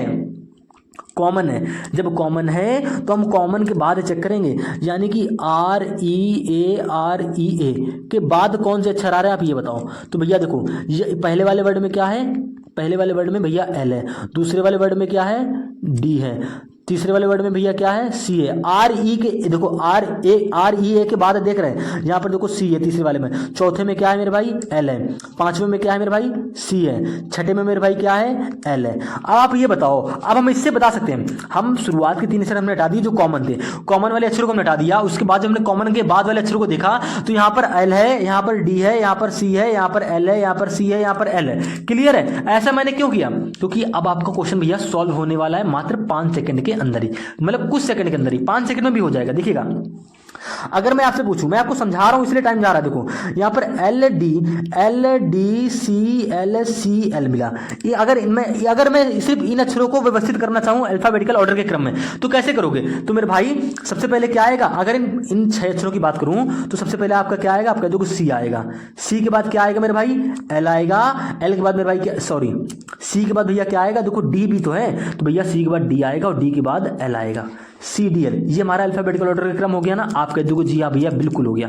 तो मेरे भाई देखो अब सी तो हमको 2 जगह दे रखा है, यानी कि तीसरे और पांचवें में। अब तो मेरे भाई ये बताओ तीसरे और पांचवें में कौन सा वर्ड पहले आएगा। तो बहुत ही आसान, देखो बहुत ही आसान है। देखो भैया जब हमने आर और ई ए के बाद देखा यहाँ पर सी है, यहाँ पर भी देखा आर ई ए के बाद सी है, ठीक है। पहले हमें पहले क्या कॉमन ढूंढना है, जो आपका सभी वर्ड में कॉमन हो। तो भैया मेरा सभी वर्ड में कॉमन क्या था, आर ई ए। मैंने आर ई ए के बाद चेक किया, यहाँ पर एल है, यहाँ पर डी है, यहाँ पर सी है, यहाँ पर एल है, यहाँ पर सी है, यहाँ पर एल है। फिर मैंने चेक किया अगर इनमें अक्षरों को व्यवस्थित करना चाहूं तो सबसे पहले क्या आएगा, आप कहोगे सी आएगा। सी तो आएगा, लेकिन सी तो मेरा 2 जगह दे रखा है। अब इन दोनों वर्ड में पहले कौन सा वर्ड लिखा जाएगा। तो मेरे भाई सी के बाद चेक करो क्या है मेरे भाई, यहाँ पर सी के बाद क्या है एच है मेरे भाई, यहाँ पर सी के बाद इस वाले में क्या है सी के बाद मेरे भाई यहाँ पर टी है। तो एच और टी में पहले क्या आएगा, तो आप छोटा बच्चा भी बता देगा भाई कि एच और टी में पहले आएगा एच, यानी कि 3 नंबर वाला वर्ड पहले लिखा जाएगा, 3 नंबर वाला वर्ड पहले लिखा जाएगा, 3 नंबर वाला वर्ड मेरे भाई पहले लिखा जाएगा। 3 लिख लिया। 3 के बाद क्या आएगा, तो भैया जाहिर सी बात है देखो सी, यहाँ पर देखो सी वाले कितने वर्ड हैं, 2 वर्ड हैं। तो भैया जब सी ये वाला 3 नंबर पहले पे आएगा तो बचा तो दूसरा जो सी वाला है ये दूसरे नंबर पे आएगा, यानी कि 3 के बाद मेरे भैया क्या होगा 5 होगा।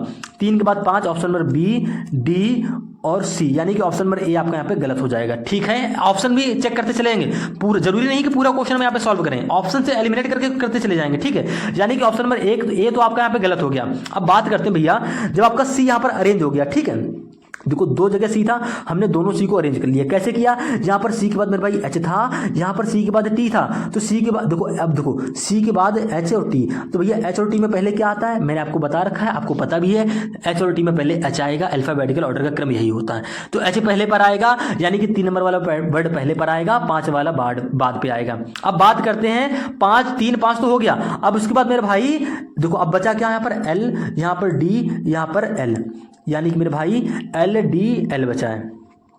देखिएगा, ध्यान से देखिएगा, अब आपको कुछ भी नहीं करना है। हमको अब क्या देखने को मिल रहा है मेरे भाई, ये दुखा हटा, इसको हटा ही देते हैं ताकि आपको आसान रहे। ठीक है, आपने इन दोनों को तो अरेंज कर लिया। अब मेरे भाई यहाँ पर देखो, ये एल है, यहाँ पर डी है, ये मेरे भाई एल है। ठीक है, कलर चेंज कर ले रहे हैं यार, दिक्कतें बड़ी होती कलर की। ये देखो एल है, ये एल है, तो भैया ये बताओ एल और डी आपको देखने को मिल रहा है, तो एल और डी में पहले कौन सा आएगा, आप कह दो डी। डी डी देखो, डी तो सिर्फ हमारा एक ही जगह है ना, यानी कि 2 नंबर वाला वर्ड, तो भैया 3, 5 के बाद कौन सा वर्ड आएगा, 2 नंबर वाला आएगा। क्यों आया, क्योंकि मेरे भाई देखो सी के बाद क्या आता है, डी आता है। सी के 2 वर्ड थे तो हमने दोनों वर्डों को अरेंज कर लिया। अब सी के बाद क्या आएगा, डी, यानी कि भैया डी किस में था, 2 नंबर में, तो भैया 2 नंबर को 3, 5 के बाद 2 लिख लेंगे। 3, 5 के बाद 2, ऑप्शन नंबर बी। 3, 5 के बाद यहाँ पर 1 गलत, 3, 5 के बाद यहाँ पर 6 गलत, यानी कि 3, 5 के बाद भैया हमारा क्या आएगा, 2 ही आएगा। तो भैया ऑप्शन नंबर बी आपका यहाँ पर दिख रहा है, सिर्फ 3, 5 के बाद 2, यानी कि यही ऑप्शन आपका करेक्ट आंसर हो जाएगा। बाकी पूरा प्रश्न सॉल्व करने की मेरे भाई यहाँ पर जरूरत है नहीं है, कोई भी जरूरत नहीं है कि 3, 5, 2 हो गया ना, इससे आपको राइट ऑप्शन मिलना है, बस सॉल्व हो गया। लेकिन बात करते हैं कि देखो, अब भैया 3, 5, 2 तो हो गया, लेकिन इनको भी तो अरेंज कर लो, तो मैं चलो इनको भी अरेंज कर ले रहा हूं। अब देखो डी वाला भी हो गया। अब मेरे भाई पहले वाले वर्ड में एल है, चौथे वाले वर्ड में एल है, और लास्ट वाले वर्ड में यानी कि छठे वाले में भी एल है। अब इनमें से पहला कौन सा लिखें, तो मेरे भाई कोई दिक्कत नहीं है, कोई भी दिक्कत नहीं है। एल के बाद चेक करो मेरे भाई, यहाँ पर एल के बाद क्या है, आई है। ठीक है, यहाँ पर मेरे भाई एल के बाद क्या है, यहाँ पर मेरे भाई एल के बाद देखो एल ही है। देखो एल, यहाँ पे 2 एल है ना, तो मेरे भाई जब हमने एल के बाद चेक करेंगे, जब मेरे भाई तीनों जगह एल है, तो मैं से तो बता नहीं पाएंगे कौन पहले आएगा कौन बाद में आएगा। फिर मैंने क्या किया, एल के बाद चेक किया, तो मेरे भाई यहाँ पर एल के बाद आई था तो हमने आई लिखा। यहाँ पर मेरे भाई एल के बाद क्या है, एल है, तो हमने एल लिख लिया। यहाँ पर मेरे भाई क्या है, एल के बाद आई, तो हमने आई लिख लिया। यानी कि मेरे भाई ये तो कंफर्म है कि आई एल में पहले कौन आता है, आप कह दो कि भैया आई आता है। अब आई तो मेरा 2 जगह है, यानी कि पहले और छठे में। अब पहले और छठे में कौन सा लिखूं, तो मेरे भाई आई के बाद चेक कर लो, तो मेरे भाई आई के बाद मैंने देखा, आई के बाद यहाँ पर एस है, और मेरे भाई आई के बाद यहाँ पर क्या है, जेड है। यहाँ पर आई के बाद जेड है, यहाँ पर आई के बाद एस है, तो एस और जेड में पहले क्या आता है, आप कह दो कि भैया एस और जेड में पहले आता है एस, पहले क्या आएगा, एस, यानी कि 1 नंबर, यानी कि 2 के बाद क्या आएगा, 1 आएगा, और 1 के बाद भैया आपका क्या आएगा, 6 आएगा। ठीक है, क्लियर है ना, क्योंकि 2 जगह आई था ना, जब ये 2 जगह आई था तो हमारा 1 नंबर पहले आ जाएगा, और छठे नंबर में जो आई था ये हमारा 1 के बाद आएगा, यानी कि 1 6, और जो लास्ट में बचा वो क्या हो जाएगा।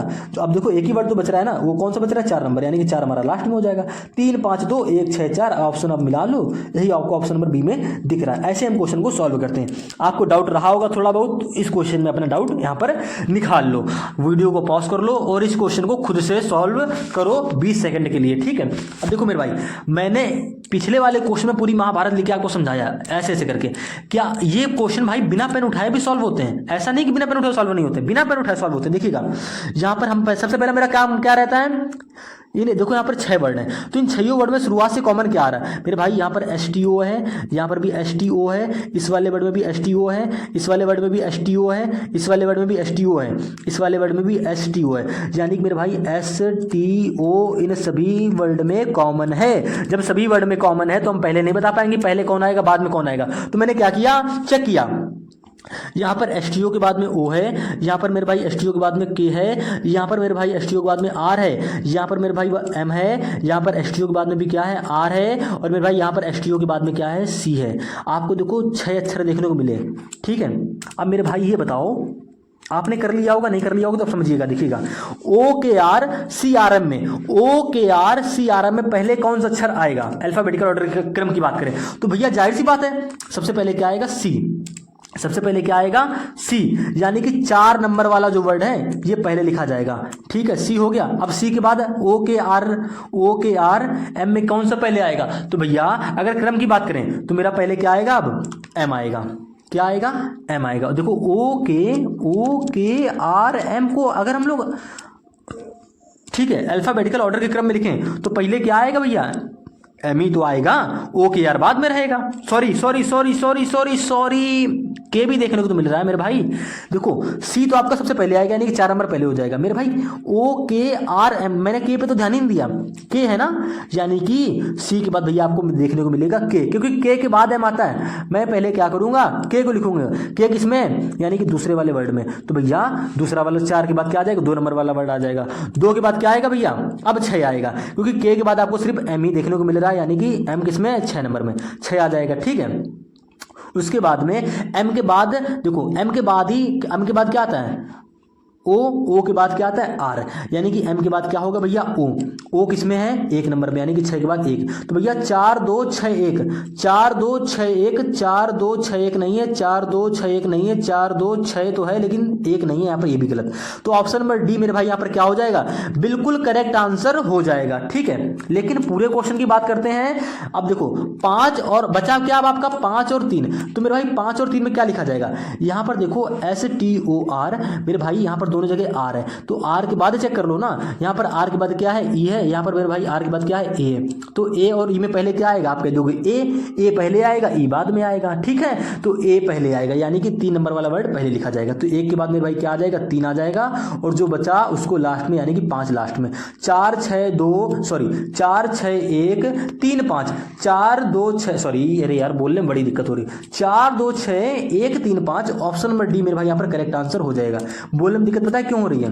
टाइम देखोगे ना 12:54 हो रहा है भैया, ये रात के 12:54 है। ठीक है, 11 PM। देखो 1 सेकंड, ये 11:17 PM की ये जो आपको फोटो दिख रही है ना, ये 11:17 PM की है। ठीक है, टाइम आपको दिखा दें, ये देख लो, टाइम देख लो मेरे भाई। टाइम कहाँ दिखता है यार 12:54, यानी कि भैया रात के 1 बज रहे हैं। क्लियर है, और रात के 1 बजे आपकी वीडियो अब बन रही है। 17वां क्वेश्चन कर रहे हैं, मतलब टोटल 8 क्वेश्चन और बाकी हैं। देखिएगा अगला क्वेश्चन क्या है मेरे भाई? 17वां क्वेश्चन कह रहा है प्रश्नवाचक चिन्ह के स्थान पर कौन सा विकल्प आएगा? मेरे भाई अब हम क्या करेंगे? नॉन वर्बल रीजनिंग के क्वेश्चन करेंगे। नॉन वर्बल रीजनिंग भैया बहुत ही आसान होती है और बिना पेन उठाए टाइम टेकिंग थोड़ी बहुत कभी कभार हो जाती है, लेकिन आप अच्छी खासे क्वेश्चन की प्रैक्टिस कर लोगे ना तो ये टाइम टेकिंग भी नहीं रहेगी और बहुत ही जल्दी ये क्वेश्चन इसके सॉल्व हो जाएंगे। कैसे? मैं आपको समझाने जा रहा हूँ। देखिएगा, पहली बात तो आप ये बताओ, ये जो आपको ये डायग्राम ये दिख रहा है, यहाँ पर जो प्रश्नवाचक चिन्ह है यहाँ पर क्या आएगा?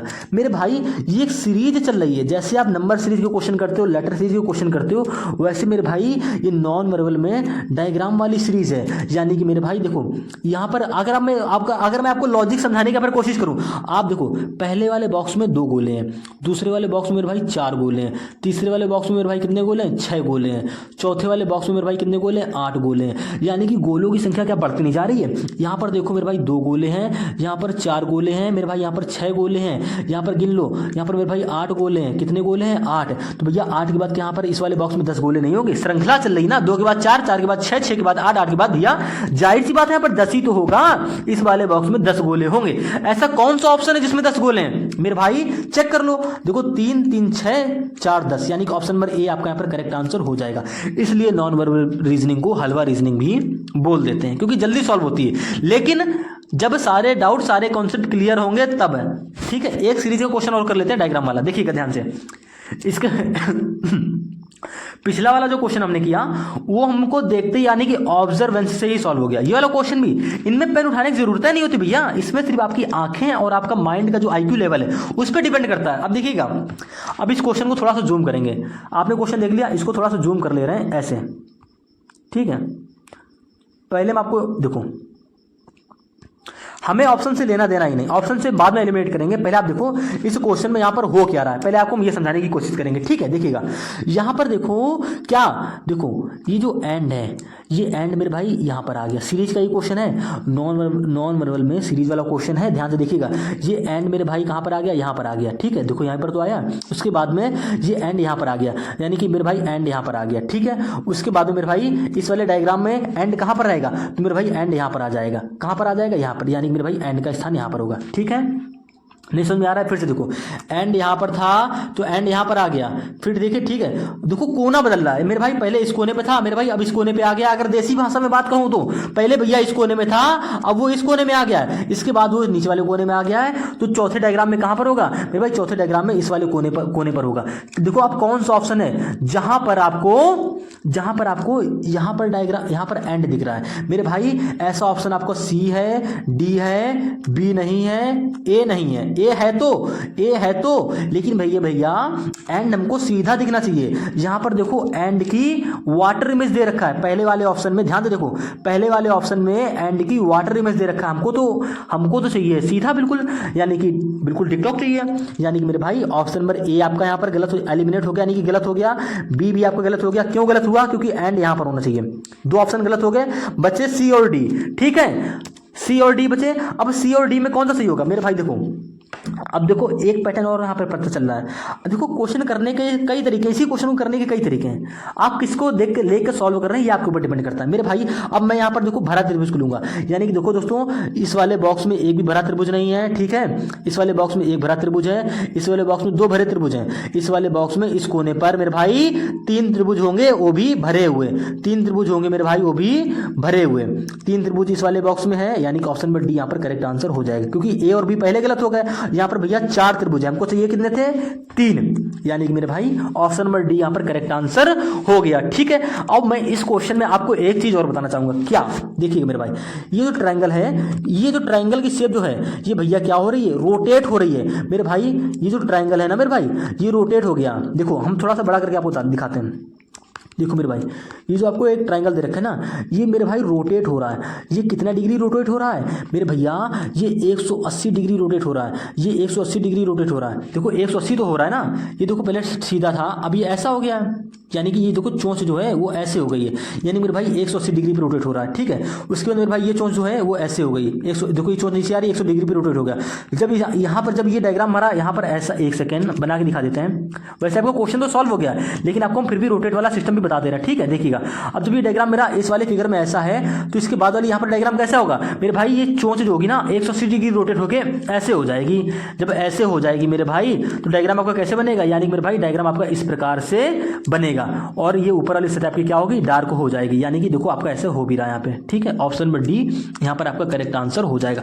तो आप जरूरी नहीं है कि आप ऐसे ही क्वेश्चन सॉल्व करो। सबसे पहले जो आपको आसान लग रहा हो, जो आपके दिमाग को समझ में आ रहा हो कि हम क्वेश्चन को इस प्रकार से बना सकते हैं, तो आप वही तरीका फॉलो करो। ठीक है, बाकियों के चक्कर में ना पड़ो।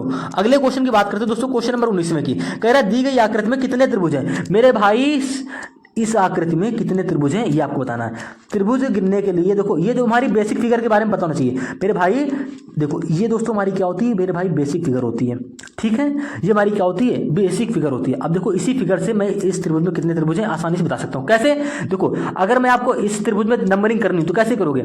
आप कह दो कि हमने यहाँ पर नंबरिंग कर देंगे 1 2। इस त्रिभुज में, इस वाले डायग्राम में कितने त्रिभुज आपको देखो हम समझाने की कोशिश करें। आप क्या करोगे?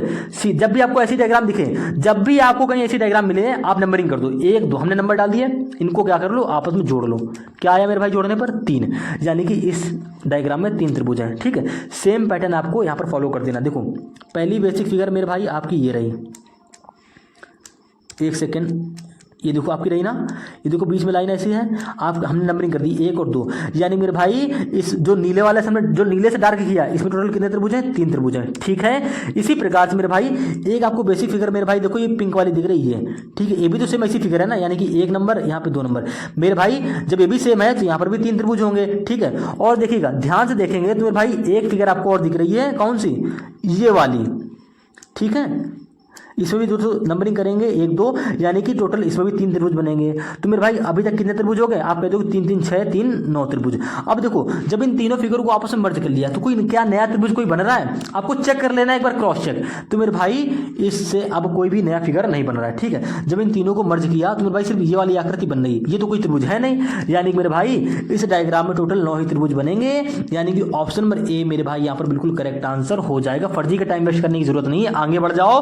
अगला क्वेश्चन क्या है मेरे भाई, कह रहा है पेपर कटिंग से, देखिएगा पेपर कटिंग एंड फोल्डिंग वाला क्वेश्चन है, ध्यान से समझिएगा। इस क्वेश्चन में भैया काफी बच्चे गलती करते हैं क्योंकि उनको समझ में नहीं आता है, पढ़े नहीं है, जब देखे नहीं तो समझ में क्या आएगा, नहीं आएगा ना। तो देखो पहले कह रहा है कागज के एक टुकड़े को मोड़ने का क्रम और मोड़े गए कागज को जिस सतह से काटा गया है उसे निम्नलिखित प्रश्न आकृतियों में दिखाया गया, ठीक है। यानी कि जैसे कागज को काटा गया है, फिर इसको खोला गया है, सब दिखाया गया है। तो कह रहा है अनफोल्ड होने पर यह पेपर कैसा दिखेगा, अनफोल्ड होने पर। यानी कि मेरे भाई अगर मैं आपको समझाना चाहूँ, पहले जो ये पेपर था ना, ठीक है, पहले इसको ऐसे फोल्ड किया गया, यानी कि ऐसा देखो मेरे भाई, ये जो आकृति थी ना इसको फोल्ड करके यहाँ पर ऐसे कर दिया गया। तो मेरे भाई ये आकृति क्या बन गई है, ये आकृति सिर्फ अब ऐसी बन गई, ठीक है। अब इसको क्या कर दिया, इसको भी एक बार ऐसे फोल्ड कर दिया है, यानी कि मेरे भाई इसको भी जब इस वाली आकृति को जब बीच से फोल्ड कर दोगे तो मेरे भाई ये वाली आकृति बनेगी ना, आप कह दोगे जी हाँ भैया बिल्कुल।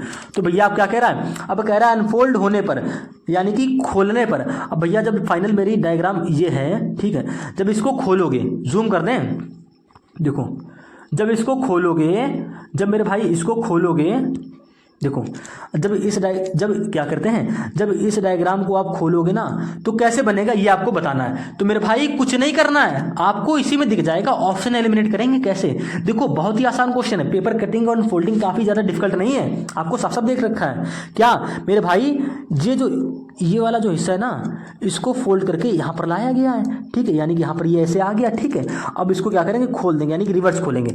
पहले हम पेपर को कैसे खोलेंगे, पेपर को भैया देखो पहले ऐसे खोलोगे ना, तभी जब ये पूरा ऐसे खुल जाएगा तभी ये आकृति हमारी यहाँ पर देखो एज इट इज ऐसे बन जाएगी ना। आप कहते हो आपको इतना भाई कॉमन सेंस तो आपके अंदर होगा ना यार मेरे भाई। देखो ये ट्रायंगल है, इसको पहले हम ऐसे खोलेंगे तो ऐसे बनेगा। अब देखो इसको जब खोलोगे तो मेरे भाई ध्यान से देखो, ये जो आपको त्रिभुज दिख रहा है, देखो ये जो त्रिभुज दिख रहा है ना इसकी चोंच नीचे है, तो मेरे भैया जब इसको ऐसे खोलोगे ये ऐसे चला जाएगा। तो मेरे भाई ये जो ट्रायंगल होगा ना इसकी चोंच कहाँ हो जाएगी, अब ऊपर की ओर हो जाएगी, ठीक है। चोंच ऊपर की ओर हो जाएगी, चोंच ऊपर की ओर हो जाएगी मेरे भाई, चोंच ऊपर की ओर यहाँ पर हो जाएगी। चोंच हम बना लेते हैं, चोंच मेरे भाई ऊपर की ओर हो जाएगी, यानी कि ट्रायंगल एक ट्रायंगल नीचे की ओर, एक ट्रायंगल ऊपर की ओर, एक ट्रायंगल नीचे की ओर, एक ट्रायंगल ऊपर की ओर, इसमें नहीं, यानी कि ऑप्शन नंबर ए आपका गलत। देखिएगा ऑप्शन नंबर ए आपका गलत हो गया। आपको भैया पूरा प्रश्न सॉल्व करना ही नहीं है, आपको तो यहाँ पे ऑप्शन एलिमिनेट करना है। ऑप्शन नंबर ए आपका गलत, क्यों गलत हो गया समझ लो मेरे भैया। देखो ये ट्रायंगल की चोंच तो नीचे की तरफ है, लेकिन जब हम इसको पेपर को ऐसे इधर की तरफ खोलेंगे ना तो एक ट्रायंगल तो बनेगा। वो कैसे बनेगा मेरे भाई, वो ट्रायंगल बनेगा इस वाले डायग्राम में ऊपर की ओर। यार काफी छोटा है तो समझ में नहीं आ रहा है, देखो ऐसा बनेगा एक डायग्राम, ठीक है। एक ट्रायंगल नीचे की ओर है, एक ट्रायंगल की चोंच ऊपर की ओर, इसमें नहीं है गलत, इसमें नहीं है गलत। देखो भाई इसमें भी चोंच तो एक ऊपर की ओर नहीं हो रही ना, दोनों तरफ दोनों चोंच नीचे की तरफ। हमको क्या चाहिए, एक चोंच ऊपर की तरफ, यानी कि ऐसा चाहिए, एक चोंच नीचे ऊपर की तरफ और मेरे भाई एक चोंच नीचे की तरफ हमको चाहिए ऐसा। ऑप्शन में ऐसा सिर्फ आपको ऑप्शन नंबर बी और डी में देखने को मिल रहा है, ठीक है, क्लियर है। यानी कि मेरे भाई ऑप्शन नंबर बी और सी, ए और सी मेरे भाई यहाँ पर गलत हो गया। अब बी और डी में कौन सा सही होगा ये हम देखो कैसे पता करेंगे। मेरे भाई कुछ नहीं करना है, ऑप्शन को एलिमिनेट करना है। कैसे करोगे देखिएगा, ये सर्कल मेरे भाई कहां पर आ जाएगा, ये ऊपर आपका इस प्रकार से आ जाएगा। ऑप्शन नंबर देखो बी में भी ऊपर है, ऑप्शन नंबर डी में भी ऊपर है, ठीक है। उसके बाद में मेरे भाई एरो पे ध्यान दीजिएगा, एरो पे देखिएगा, ये जो मेरे भाई एरो आपका, ये जो एरो आपका बन रहा है ना, एक सेकेंड बना के दिखा देते हैं कैसे बना है ये एरो। यार डायग्राम बनाना भी बड़ा मुश्किल होता है। देखो मान लीजिए ये आपको मेरे भाई ऐसा आपका एरो बन रहा है, ठीक है, अच्छे से ही बना देता हूं। देखो ये आपका एरो मेरे भाई ऐसे बन रहा है, ठीक है। अब मेरे भाई जब इस एरो को ऐसे ऊपर की तरफ बनाओगे तो कैसे बनेगा, तो भैया ये वाला जो हिस्सा है ना ऊपर की तरफ चला जाएगा, ठीक है मेरे भाई। ये एरो मेरे भाई ऐसे बन जाएगा, ठीक है। देखो ऐसा आपको एरो ऑप्शन नंबर देखो बी में भी दिख रहा है और किसमें दिख रहा है, जब ये वाला देखो, ये वाला जब एरो है मेरे भाई ऊपर की तरफ, जब हिस्सा ऊपर की तरफ जाएगा ना तो जो ये चीज जो है, ये चीज मेरे भाई यहाँ पर ऊपर की तरफ हो जाएगी और ये मेरे भाई एरो ऐसे बनेगा, ठीक है। आप कह दोगे जी हाँ भैया बिल्कुल ऐसे ही बनेगा। तो यानी कि ऑप्शन नंबर बी में भी आपको ऐसे दिख रहा है और डी में भी ऐसे दिख रहा है, यानी कि इतना तो मेरे पास सही हो गया, ये डायग्राम मेरा सही है। अब देखो यानी कि मेरे भाई ऑप्शन नंबर बी में इतना हिस्सा सही है और ये भी सही है। अब जैसे ही मेरे भाई जब जब देखो इतनी फिगर तो आपकी बनके तैयार हो गई ना। कौन सी फिगर मेरे भाई, ये वाली फिगर आपकी बनके तैयार हो गई और ये वाली फिगर मेरे भाई ऑप्शन नंबर बी और डी दोनों में बिल्कुल एज इट इज है, बिल्कुल सही है। अब देखो जैसे ही आप, अब मेरे भाई ऑप्शन से आप कर सकते हो मेरे भाई जब ये दोनों फिगर मेरी क्या हो गई, ये दोनों फिगर मेरी सेम हो गई।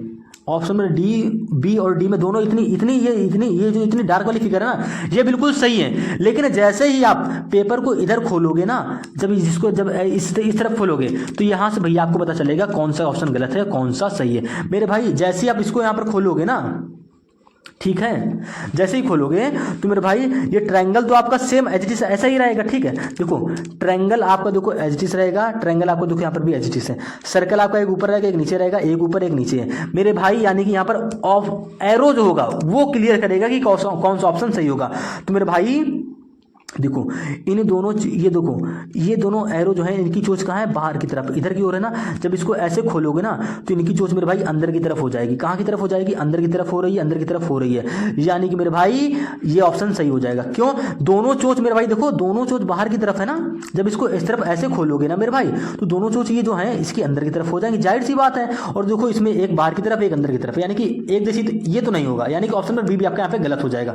अगर दोनों चोंच यहाँ पर बाहर की तरफ हैं तो जब ऐसे इस तरफ को खोलोगे तो दोनों चोंच अंदर की तरफ हो जाएंगी। यानी कि मेरे भाई बचता है सिर्फ ऑप्शन नंबर डी, जो कि आपका करेक्ट आंसर हो जाएगा। तो उम्मीद है दोस्तों आप इस क्वेश्चन को भी समझ गए होंगे। अगले क्वेश्चन की बात करते हैं, 21वें क्वेश्चन की बात करते हैं। क्या कह रहा है, उस विकल्प का चयन कीजिए जो दी गई आकृति में इसके भागे के रूप में अंतर्निहित है और आकृति को घुमाने की अनुमति नहीं है। मेरे भाई आपको ऐसी, यानी कि एम्बेडेड फिगर का क्वेश्चन है, देखिएगा ध्यान से। एम्बेडेड मतलब क्या, छिपी हुई आकृति आपको बतानी है। यानी दोस्तों ये वाली आकृति आपको एज इट इज बतानी है, इसको रोटेट करने की जरूरत नहीं है। जैसी आपको यहां पर दिख रही ना, सेम ऐसी आकृति आपको इन डायग्राम इन 4 ऑप्शनों में से आपको एक ऑप्शन में दिखेगी। देखो जूम कर लेते हैं थोड़ा सा, और जूम नहीं, बस ठीक है। देखो ये वाली आकृति मेरे भाई इन 4 ऑप्शनों, एक सेकंड, ये वाली आकृति मेरे भाई इन 4 ऑप्शनों में से कहीं एक ऑप्शन में दिखेगी। अब वो कहाँ दिख रही है, क्या ऑप्शन नंबर 1 में है? देखो पहले हमने ये ढूंढा, नहीं है, गलत। ऑप्शन नंबर बी में भी, सी में भी नहीं होगा, डी। देखो हमको क्या पहले बोला, उसने पहले ही बोला कि घुमाने की जरूरत नहीं है मेरे भाई। ये देखो यहाँ पर ये बॉक्स हमारा ऐसे बनना चाहिए, लेकिन यहाँ पर तो ऐसे बन रहा है, यानी कि ये भी गलत। बचा क्या, ऑप्शन नंबर बी, यानी कि सही हो जाएगा। देखो इसमें तो आपका बॉक्स ही सही था, लेकिन मेरे भाई यहाँ पर नहीं बन रहा है मेरे भाई। देखो इस तरफ बननी चाहिए, इस तरफ ये बननी चाहिए, ठीक है। ये तो हमने घुमा दिया ना, ये तो हमने आकृति फिर पलट दोगे अगर आप इस तरफ भी ट्रायंगल ऐसे बनाओगे। भैया ये जो बॉक्स है, बॉक्स के इस तरफ ये 2 ट्रायंगल बनेंगे ऐसे, ठीक है, ऐसे बनेंगे। और ऐसा सिर्फ आपको देखो ऑप्शन नंबर बी में अगर हम दिखाना चाहें तो दिख भी रहा है। देखो ये बॉक्स है आपका, ठीक है, आपके देखो जी, आप ये बिल्कुल, ये देखो लाइन गई है, एक देखो ट्रायंगल ये बन रहा है। जो मैं ब्लू पेन से कर रहा हूँ उसको ध्यान से देखिएगा। ये देखो ये लाइन गई है ना, ये देखो आपका एक ट्रायंगल बन रहा है, फिर मेरे भाई एक ये देखो आपका ट्रायंगल बन रहा है। सेम आकृति देखो आपको मेरे भाई यहाँ पर दिख रही है, ठीक है। तो उम्मीद है दोस्तों आप इस क्वेश्चन को भी समझ गए होंगे, ठीक है। एम्बेडेड फिगर का क्वेश्चन था और ऐसे क्वेश्चन पूछे जाते हैं हर एक प्रकार का। देखो अब हम मिरर डायग्राम के भी क्वेश्चन पूछे जाते हैं, ऐसा नहीं कि मिरर और वाटर इमेज के क्वेश्चन नहीं आते हैं। देखो भैया ये 22वां क्वेश्चन मेरा क्या कह रहा है, और मैंने आज की इस क्लास में हर एक प्रकार का, हर एक चैप्टर से 1 से 2 क्वेश्चन लिए हैं मेरे भाई। चाहे वो नॉन वर्बल रीजनिंग हो, या ब्लड रिलेशन हो, या मैथमेटिकल ऑपरेशन हो, या कोडिंग डिकोडिंग भी क्वेश्चन आपको लास्ट में मिलेगा देखने को। पहले इस क्वेश्चन की बात कर लेते हैं। देखो क्या कह रहा है, निम्नलिखित आकृतियों के सही दर्पण या जल प्रतिबिंब का चयन करें। मेरे भाई अब आप देखते ही पहचान गए भैया ये मिरर इमेज का क्वेश्चन है, क्योंकि दर्पण का होता तो भैया ऐसे बनता, ठीक है, ऐसे बनता। दर्पण के लिए हमेशा हमारा डायग्राम जो होगा वो, मतलब यहाँ पर दर्पण के लिए आपको ऐसे दे रखा होगा, या तो आपको ऊपर की ओर दे रखा है, तो ये भैया हमारा क्या होता है, वाटर इमेज होती है। लेकिन जब भी आपको मिरर, आपको ये ऐसे दे ना, या ऐसे दे, तो भैया ये हमेशा मिरर इमेज को दर्शाएगी। इतना आपको क्लियर है, अगर क्वेश्चन में नहीं बोला गया तब भी, ठीक है, समझ गए। अब देखो ये आपको मिरर एक दे रखा है ऐसे, तो भैया इसकी हमको बनानी क्या है, मिरर इमेज ही बनानी है। मिरर इमेज कैसे बनाएंगे, देखो मेरे भाई यहां पर हम क्या करेंगे, देखो हमको सिर्फ ऑप्शन को एलिमिनेट करना है। कैसे करोगे, आपको सेम एज इट इज यहां पर ये बॉक्स नहीं बनाना है ऐसे, फिर ऐसे ये बॉक्स बनाओ, ऐसे ऐसे करो, ये करना ही नहीं कुछ भैया, ऑप्शन को एलिमिनेट करना है। कैसे, देखो यहां पर के है, के की जब आप वाटर इमेज बनाओगे, सॉरी मिरर इमेज बनाओगे, तो मेरे भाई के की मिरर इमेज ऐसी बनेगी, ऐसी बनेगी। ऐसा किस ऑप्शन में है, आप कह दोगे ऐसा तो सभी ऑप्शन में दे रखा है, लेकिन देखो पास वाली आकृति पास में, यानी कि के यहाँ पर देखो मिरर के पास में के है, तो भैया यहाँ पर भी मिरर के पास में के होगा, मिरर के पास के होगा, यानी कि के हमारा इस तरफ होगा, के इधर है, के देखो यहाँ पर सीधा है, गलत, के यहाँ पर देखो है, के यहाँ पर है नहीं, यानी कि ये वाला गलत, यानी कि मेरे भाई ऑप्शन नंबर डी और ऑप्शन नंबर ए तो आपके यहाँ पर गलत हो गए, एलिमिनेट हो गए, बचा आपका ऑप्शन नंबर सी और ए। अब इनमें कौन सा सही होगा मैं आपको बता दे रहा हूँ, देखो चेक कर लेते हैं, और भी सर चेक कर लो। देखो मेरे भाई पी को देख लो, पी को चेक करते हैं। देखो पी की जब आप क्या बनाओगे मेरे भाई, क्या बनाओगे, मिरर इमेज, तो कैसे बनेगी मेरे भाई, पी की मिरर इमेज ऐसी बनेगी, ठीक है, पी की मिरर इमेज कैसी बनेगी, ऐसी बनेगी, और यहाँ पर तो पी सीधा है, यानी कि ए भी गलत, ऑप्शन नंबर बी मेरे भाई यहाँ पर सही हो जाएगा। उम्मीद है दोस्तों आप इस क्वेश्चन को भी समझ जाएंगे, कुछ करना ही नहीं था। आप सिर्फ कठिन मानते हो कि नॉन वर्बल रीजनिंग कठिन होती है, भाई बहुत ही आसान होती है, बस ऐसे अच्छे खासे क्वेश्चनों की प्रैक्टिस कर लो। और मैं नॉन वर्बल रीजनिंग में जो हमारी मिरर इमेज होती है, जो वाटर इमेज होती है, इनके भी टॉप 20 या टॉप 30 या टॉप 50 क्वेश्चन लेके आऊंगा, यानी जिसमें जिस वीडियो में सिर्फ मिरर इमेज के ही क्वेश्चन होंगे और मिरर इमेज के ही क्वेश्चन उसमें होंगे, जिससे आपका क्या होगा, आपकी दिमाग की नसें खुल जाएंगी, आपका हर एक क्वेश्चन की सोचने की क्षमता भी बढ़ जाएगी, किस प्रकार से हम मिरर इमेज को क्वेश्चन सॉल्व करते हैं। और हर एक चीज आपको डिटेल से बताऊंगा कि ए का मिरर इमेज कैसे बनेगा, बी का कैसे बनेगा, सी का कैसे बनेगा, किनका मिरर इमेज चेंज नहीं होता है, किनका चेंज होता है, सारी चीजें बताऊंगा, लेकिन जब वो वीडियो लेके आऊंगा तब। अब मैं बात करता हूं दोस्तों नॉन वर्बल में। देखो दोस्तों आज की इस क्लास में नॉन वर्बल में हमने सीरीज वाला क्वेश्चन कर लिया, ठीक है, एम्बेडेड वाला कर लिया, वाटर इमेज कर ली, ठीक है। अब इसके बाद हम क्या करेंगे मेरे भाई, एनालॉजी, यानी कि नॉन वर्बल में भी एनालॉजी वाले क्वेश्चन होते हैं। कहने का मतलब मेरे भाई ये कि देखिएगा आपको यहां पर देखो यानी कि पहली और दूसरी के आकृति के बीच में जो रिलेशन है ना, वही सेम रिलेशन आपका तीसरी और इस क्वेश्चन मार्क की आकृति के बीच में होना चाहिए मेरे भाई। कहने का मतलब मेरा सिर्फ इतना ये है कि पहली और आकृति के बीच में जो रिलेशन आपका होगा वही सेम रिलेशन मेरे भाई तीसरी और चौथी आकृति के बीच में होगा, ठीक है। तो भैया क्वेश्चन मार्क की कौन सी आकृति होगी वो आपको ऑप्शन से चुन के बतानी है। अब वो आकृति कौन सी होगी कैसे बताओगे, तो मेरे भैया पहले आपको ए और बी में ध्यान देना पड़ेगा। क्या आपको साफ साफ बोला है कि ए जो है एक निश्चित पैटर्न में आकृति बी से संबंधित है, उसी पैटर्न का अनुसरण करते हुए सी और डी से संबंधित है, सी और डी भी उसी से संबंधित है। देखो मैंने आपको पहले कहा जो रिलेशन आपका ए और बी में है वही सेम रिलेशन आपका सी और डी में होगा। क्लियर है, आप कह दोगे जी हाँ भैया बिल्कुल क्लियर है। अब कैसे बताओगे मेरे भाई, कुछ नहीं करना है, थोड़ा अगर ध्यान से देखो यहां पर ये जो P है, P को यहां पर क्या कर दी, P के देखो P को यहाँ P का यहाँ पर मिरर इमेज, P की मिरर इमेज ये होती है और P की मिरर इमेज को यहाँ पर लिख दिया गया है, ठीक है। कहाँ लिखा गया मेरे भाई, यहाँ पर इस कोने में लिखा गया है, यानी कि इसी कोने में यहाँ पर लिख दिया गया, ठीक है, नई डायग्राम बना के दिखा दिया गया। तो सेम इसी प्रकार से मेरे भाई यहाँ पर देखो P इस वाले कोने में था तो P की मिरर इमेज बना के यहाँ पर लिखी गई है। तो सेम इसी प्रकार से मेरे भाई यहाँ पर एक बॉक्स होगा, के है यहाँ पर, तो के की मिरर इमेज क्या होगी मेरे भाई, के है, जब के की मिरर इमेज बनाओगे ना तो के आपका ऐसे बनेगा मिरर इमेज में, तो मेरे भाई के आपका ऐसे बनेगा, वो कहाँ पे आएगा, के का स्थान भी निश्चित है, के भैया इस कोने पर आएगा, के किस कोने पर आएगा, इस कोने पर, के इस कोने पर कहाँ पर है, आप कह दोगे ऑप्शन नंबर बी, यही आपका करेक्ट आंसर हो जाएगा। भैया के इस कोने पर तो है लेकिन सीधा है, गलत, के इस कोने पर है ही नहीं, के इस कोने पर है ही नहीं, बीच में, गलत, यानी कि ऑप्शन नंबर ए गलत, सी गलत, डी गलत, ऑप्शन नंबर बी यहाँ पर करेक्ट आंसर हो जाएगा। और कुछ करना ही नहीं था मेरे भाई पहले ही ऑप्शन से, यानी कि मेरे भाई नॉन वर्बल रीजनिंग में हमें सिर्फ ऑप्शन को एलिमिनेट करना होता। पहले भी बोला था अब भी बोल रहा हूं, मुझे क्या करना था, सी और डी में डी वाली आकृति बतानी थी। भैया 4 ऑप्शन है, जब आपके 3 ऑप्शन गलत हो गए तो जाहिर सी बात है ऑप्शन नंबर यहाँ पर जो बच रहा है वही सही होगा। अब देखो ये गलत कैसे हुआ, फिर से आपको एक बार रिपीट करके बता दूं कैसे। मेरे भाई यहाँ पर P था तो P का मिरर इमेज यहाँ पर लिख दिया गया, ठीक है, इस कोने में, तो मेरे भाई यहाँ पर K है, यहाँ पर P की जगह K है, K का मिरर इमेज बनाओ और इस कोने में लिख दिया जाएगा। तो भैया K का मिरर इमेज हमको कहीं दिख ही नहीं रहा था, सिर्फ ऑप्शन नंबर बी में ही दिख रहा था। अगर एक ऑप्शन में मिरर इमेज K का सेम होता, यानी कि मान लीजिए कुछ देर के लिए मेरे भाई कि यहाँ पर K का मिरर इमेज, जैसे कि मान लीजिए कि यहाँ पर मिरर इमेज में दे रखा है, यहाँ पर भी K मेरे भाई मिरर इमेज में होता तो मेरे भाई ऑप्शन नंबर ए गलत, डी गलत, बी और सी में कोई एक सही हो सकता था। अगर होता तो तब की बात बता रहा हूं मैं, फिर मैं क्या चेक करते था, मैं ये चेक करता कि देखो भैया ये जो P है वो इस वाली आकृति के अंदर आ गया, देखो P जो है इस ट्रायंगल के अंदर आ गया, तो मेरे भाई यहाँ पर K है, यहाँ पर क्या है, ये आकृति सर्कल है, तो भैया यहाँ पर जो K होगा ना वो इस सर्कल के अंदर आ जाएगा। देखो भैया यहाँ पर के भी जो है वो सर्कल के अंतर्गत दे रखा है, यहाँ पर नहीं है, यानी कि ऑप्शन भी गलत है। ऐसे भी कर सकते थे आप, ठीक है। तो उम्मीद है दोस्तों आप इस क्वेश्चन को समझ गए होंगे। अगले क्वेश्चन की बात करते हैं, यानी कि दोस्तों 24वें क्वेश्चन की बात करते हैं। कोडिंग डिकोडिंग का क्वेश्चन है, देखिएगा दोस्तों, coding decoding most important chapter होता है, उसका क्वेश्चन भी हमने क्या लेके आए, ले आए हैं। देखिएगा एसएससी CHSL 2023 का पूछा हुआ क्वेश्चन है। उम्मीद है दोस्तों आप इस क्वेश्चन को अच्छे से समझेंगे और सॉल्व करने की कोशिश करेंगे। यहाँ पर मेरे भाई क्या कह रहा है, किसी एक खास कूट भाषा में PRINTS को मेरे भाई क्या लिखा गया है, QRLHQO लिखा गया है, ठीक है। तो मेरे भाई उसी कूट भाषा में स्ट्रिक्ट, यानी मेरे भाई STRICT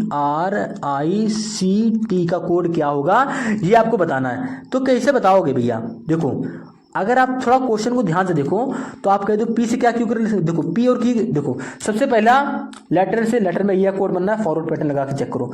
पी से क्यू, P16 पे Q 17 पे, यानी कि पी से क्यू में क्या हो रहा है, प्लस का 1, पी के बाद क्या आता है क्यू, पी से क्यू बनना है प्लस का 1 करके, ठीक है।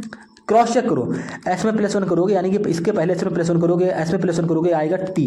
कहीं भी आपको टी दिख रहा है, नहीं दिख रहा है ना, यानी कि ये लॉजिक आपका भैया गलत हो गया, ठीक है। फॉरवर्ड पैटर्न आपका गलत हो गया। रिवर्स चेक करेंगे, देखो जब पी से क्यू का रिलेशन नहीं बना तो हम क्या करेंगे, देखो रिवर्स चेक करेंगे। रिवर्स पैटर्न क्या होता है आप सभी को पता होगा, देखो नहीं पता तो देख लीजिए इस क्वेश्चन में। देखो पहले से लास्ट वाला अक्षर देखेंगे, पी से ओ कैसे बन रहा है, आप कह दोगे भैया -1, पी से ओ बनना भैया मेरा -1, सभी जानते हो। ओ के पीछे क्या आता है, ओ के बाद भैया आता है पी, और पी के पीछे क्या आता है ओ, यानी कि -1 हो रहा है। तो एस देखो पहले अक्षर में -1 करिए तो हमारा लास्ट में ओ बन रहा है। क्या आप एस में -1 करो, -1 करोगे भैया एस में तो क्या आएगा, आप कह दोगे भैया जैसे में एस में -1 करेंगे तो आपका आएगा आर। देखो आपको लास्ट में आर दिख भी रहा है सभी ऑप्शन में, यानी कि ये तरीका हमारा सही हो सकता है, बिल्कुल हो सकता है। अब देखिए आगे देखिएगा, आगे मेरे भाई कहने मतलब ये है, देखो रिवर्स पैटर्न यहाँ पर मेरे हिसाब से लग रहा है। अब देखो एस से क्यू का रिलेशन देखो मेरे भाई, लास्ट वाले अक्षर से पहले वाला अक्षर देखो, एस से क्यू, एस का स्थान क्या होता है मेरे भाई 19 होता है, क्या होता है 19, क्यू का स्थान क्या होता है 17, यानी कि 19 से 17 हो रहा है -2। ऐसे क्यू कैसे बना, -2 करके। तो मेरे भाई टी से यहाँ का जो पहला अक्षर बनेगा ना -2 करके बनेगा। टी की प्लेस वैल्यू मेरे भाई होती 20, 20 में 2 घटाओगे क्या आएगा 18, 18 में क्या आता है मेरे भाई आर, यानी कि आपका पहला अक्षर भी मेरे भाई क्या होगा आर हो जाएगा, सेम पैटर्न से, ठीक है। मैं यहाँ पर ऑप्शन भी देखता चलता हूँ, मैच करता हुआ चल रहा हूँ, यानी कि पहले यार लास्ट में यार, आपको सभी ऑप्शन में दिख रहा है, क्लियर है। इसी प्रकार से मेरे भाई देखो रिवर्स पैटर्न से देखो आर से क्यू का रिलेशन देखेंगे, आर से क्यू कैसे बन रहा है, तो मेरे भाई आर की प्लेस वैल्यू होती है 18, क्यू की प्लेस वैल्यू होती है 17, 18 से 17 हुआ -1, यानी कि मेरे भाई टी से यहाँ पर जो वाला जो अक्षर बनेगा ना -1 करके बनेगा। तो टी में घटाओ क्या आएगा, आप सभी जानते हो भैया, टी में जैसे में घटाएंगे तो मेरे भाई क्या आ जाएगा एस आ जाएगा। देखो एस बी आपको ऑप्शन नंबर CBD में मिल रहा है, यानी कि ऑप्शन नंबर ए आपका गलत हो जाएगा, ठीक है, क्योंकि आर के पीछे क्या आएगा एस, आर के पीछे आपका एस, BCD ऑप्शन में है, ठीक है। आगे बात करते हैं, देखो टी से मेरे भाई देखो ये आर का रिलेशन देखो, टी से आर कैसे बन रहा है, आप कह दोगे टी की प्लेस वैल्यू 20, आर की प्लेस वैल्यू क्या होती है मेरे भाई 18, यानी कि 20 से 18, यानी कि भैया -2 हो रहा है, यानी कि मेरे भाई सी से यहाँ वाला जो अक्षर बनेगा -2 करके ही बनेगा। तो मेरे भाई सी में जब -2 करोगे तो क्या आएगा, आप कह दोगे ए आएगा, क्या आएगा मेरे भाई, अच्छे से लिख ले रहे हैं यहाँ पर मेरे भाई, क्या आएगा ए आएगा, ठीक है, यानी कि आर के बाद ए, यानी भैया ऑप्शन नंबर डी भी आपका यहाँ पर गलत हो गया। बचे आपके 2 ऑप्शन, अब इनको एलिमिनेट कैसे करोगे मेरे भाई, मत करो, पूरा क्वेश्चन तो सॉल्व ही हो गया ना, अब ऑप्शन को एलिमिनेट करने से क्या फायदा। देखो एन से एल देख लेंगे मेरे भाई, एन से एल कैसे बन रहा है, आप कह दोगे एन की प्लेस वैल्यू 14, एन की प्लेस वैल्यू 14, एल की प्लेस वैल्यू 12, 14 से 12 हो रहा है, यानी कि एन से एल बन रहा है -2 करके। तो सेम इसी पैटर्न से मेरे भाई आई से वाला जो अक्षर बनेगा ना, आई से जो मेरे भाई ये वाला अक्षर बनेगा -2 करके, आई में -2 करो क्या आएगा, यानी कि मेरे भाई आई की प्लेस वैल्यू होती है 9, 9 में 2 घटाओगे 7, 7वें स्थान पे क्या आता है, 7वें स्थान पे मेरे भाई आता है जी, यानी कि RAG मेरे भाई ऑप्शन नंबर बी यहाँ पर करेक्ट आंसर आपका हो जाएगा, ठीक है। आई से देखो अब एच का भी बता देते हैं, देखो आई से एच देखो मेरे भाई, आई से एच कैसे बन रहा है, तो आप कह दोगे आई की प्लेस वैल्यू 9 और एच की प्लेस वैल्यू क्या होती है 8, -1 हो रहा है, ठीक है, क्या हो रहा है मेरे भाई -1 हो रहा है, आई से एच यानी कि भैया -1 हो रहा है। तो मेरा भाई बचा यहाँ पे क्या आर, तो आर में -1 कर लो, तो आर में जैसे -1 करोगे तो क्या आता है क्यू, क्या था मेरे भाई, क्यू, यानी कि RAGQSR, RAGQSR आपको ऑप्शन नंबर बी में ही सिर्फ देखने को मिल रहा है। तो ये ऑप्शन आपका करेक्ट आंसर हो जाएगा। तो उम्मीद है दोस्तों आप इस क्वेश्चन को भी समझ गए होंगे। और आज की क्लास के आखिरी क्वेश्चन की बात कर लेते हैं। देखिएगा क्वेश्चन नंबर 25 क्या कह रहा है, किसी खास कूट भाषा में ऑनलाइन प्लस देयर को 11 लिखा गया है, फ्री प्लस न्यू को 7 लिखा गया है, तो इस कूट भाषा में हेल्प प्लस स्टूडेंट्स को क्या लिखा जाएगा। मेरे भाई ये आपको बताना है। एसएससी सीएचएसएल का क्वेश्चन है, पूछा हुआ क्वेश्चन है, काफी अच्छा क्वेश्चन है। देखिएगा कह रहा है किसी कूट भाषा में ऑफलाइन प्लस देयर को 11 लिखा गया है, यानी कि इनकी प्लेस में कुछ जोड़ा घटाया नहीं गया है। मेरे भाई अगर थोड़ा ध्यान से देखो तो आप कह दोगे ऑफलाइन भैया हमारा कितने अक्षरों से मिलकर बन रहा है, आप कह दोगे भैया ऑफलाइन में कितने अक्षर हैं, 2 2 4 2 6, इसमें ऑफलाइन में भैया कितने अक्षर हैं, 6 अक्षर हैं। कितने अक्षर है मेरे भाई, 6 अक्षर है। ठीक है, देयर में कितने अक्षर हैं, 2 2 4 1 5, यानी कि 6 प्लस तो पहले से ही था, ऑफलाइन में 6 अक्षर, देयर में 5 अक्षर, प्लस है तो प्लस लिख लिया, 6 5 दोस्तों क्या हो गया 11, यानी कि ऑफलाइन प्लस देयर का कोड हमारा 11 इस प्रकार से बना है। तो सेम इसी पैटर्न पर आगे क्रॉस चेक कर ले रहे हैं मेरे भाई। फ्री में देखो कितने अक्षर हैं, 4, न्यू में कितने अक्षर है, 3, 4 और 3 को जोड़ दिया मेरे भाई 7 बन गया। सेम इसी प्रकार से हेल्प में 4 अक्षर हैं, स्टूडेंट्स में कितने अक्षर है, देखिएगा 2 2 4 2 6 2 8, स्टूडेंट्स में भैया हमारे 8 अक्षर हैं, यानी कि 8 और 4 को जोड़ लेंगे क्या आएगा 12, और वही हमारा हेल्प प्लस स्टूडेंट का कोड हो जाएगा सेम पैटर्न से, यानी कि दोस्तों ऑप्शन नंबर बी आपका यहाँ पे बिल्कुल करेक्ट आंसर हो जाएगा। तो उम्मीद है दोस्तों आज के इन सभी प्रश्नों को आप समझ गए होंगे आसानी से। आज की इस क्लास में दोस्तों हमने रीजनिंग के टॉप 25 क्वेश्चनों को सॉल्व किया, जिसमें हमने आपको रीजनिंग के हर एक मोस्ट इंपॉर्टेंट चैप्टर के बारे में 1 से 2 क्वेश्चन आपको करा दिए हैं, और आपको पता भी चला होगा किस किस प्रकार से भैया नॉन वर्बल के रीजनिंग के क्वेश्चन सॉल्व होते हैं, किस प्रकार से कोडिंग डिकोडिंग के किस प्रकार के क्वेश्चन हमारे एग्जाम में पूछे भी जाते हैं। सारी चीजें आपको पता चली होगी। क्यों? क्योंकि मैंने हर एक क्वेश्चन के नीचे वो जिस एग्जाम में आया, कब आया, सारी डेट सहित उसको वहां पर लिखवा दिया था। ठीक है, तो उम्मीद दोस्तों आप आज की क्लास को अच्छे से समझ गए होंगे, हर एक प्रश्न को ध्यान से समझ गए होंगे। मिलते हैं दोस्तों रीजनिंग के 3rd पार्ट में।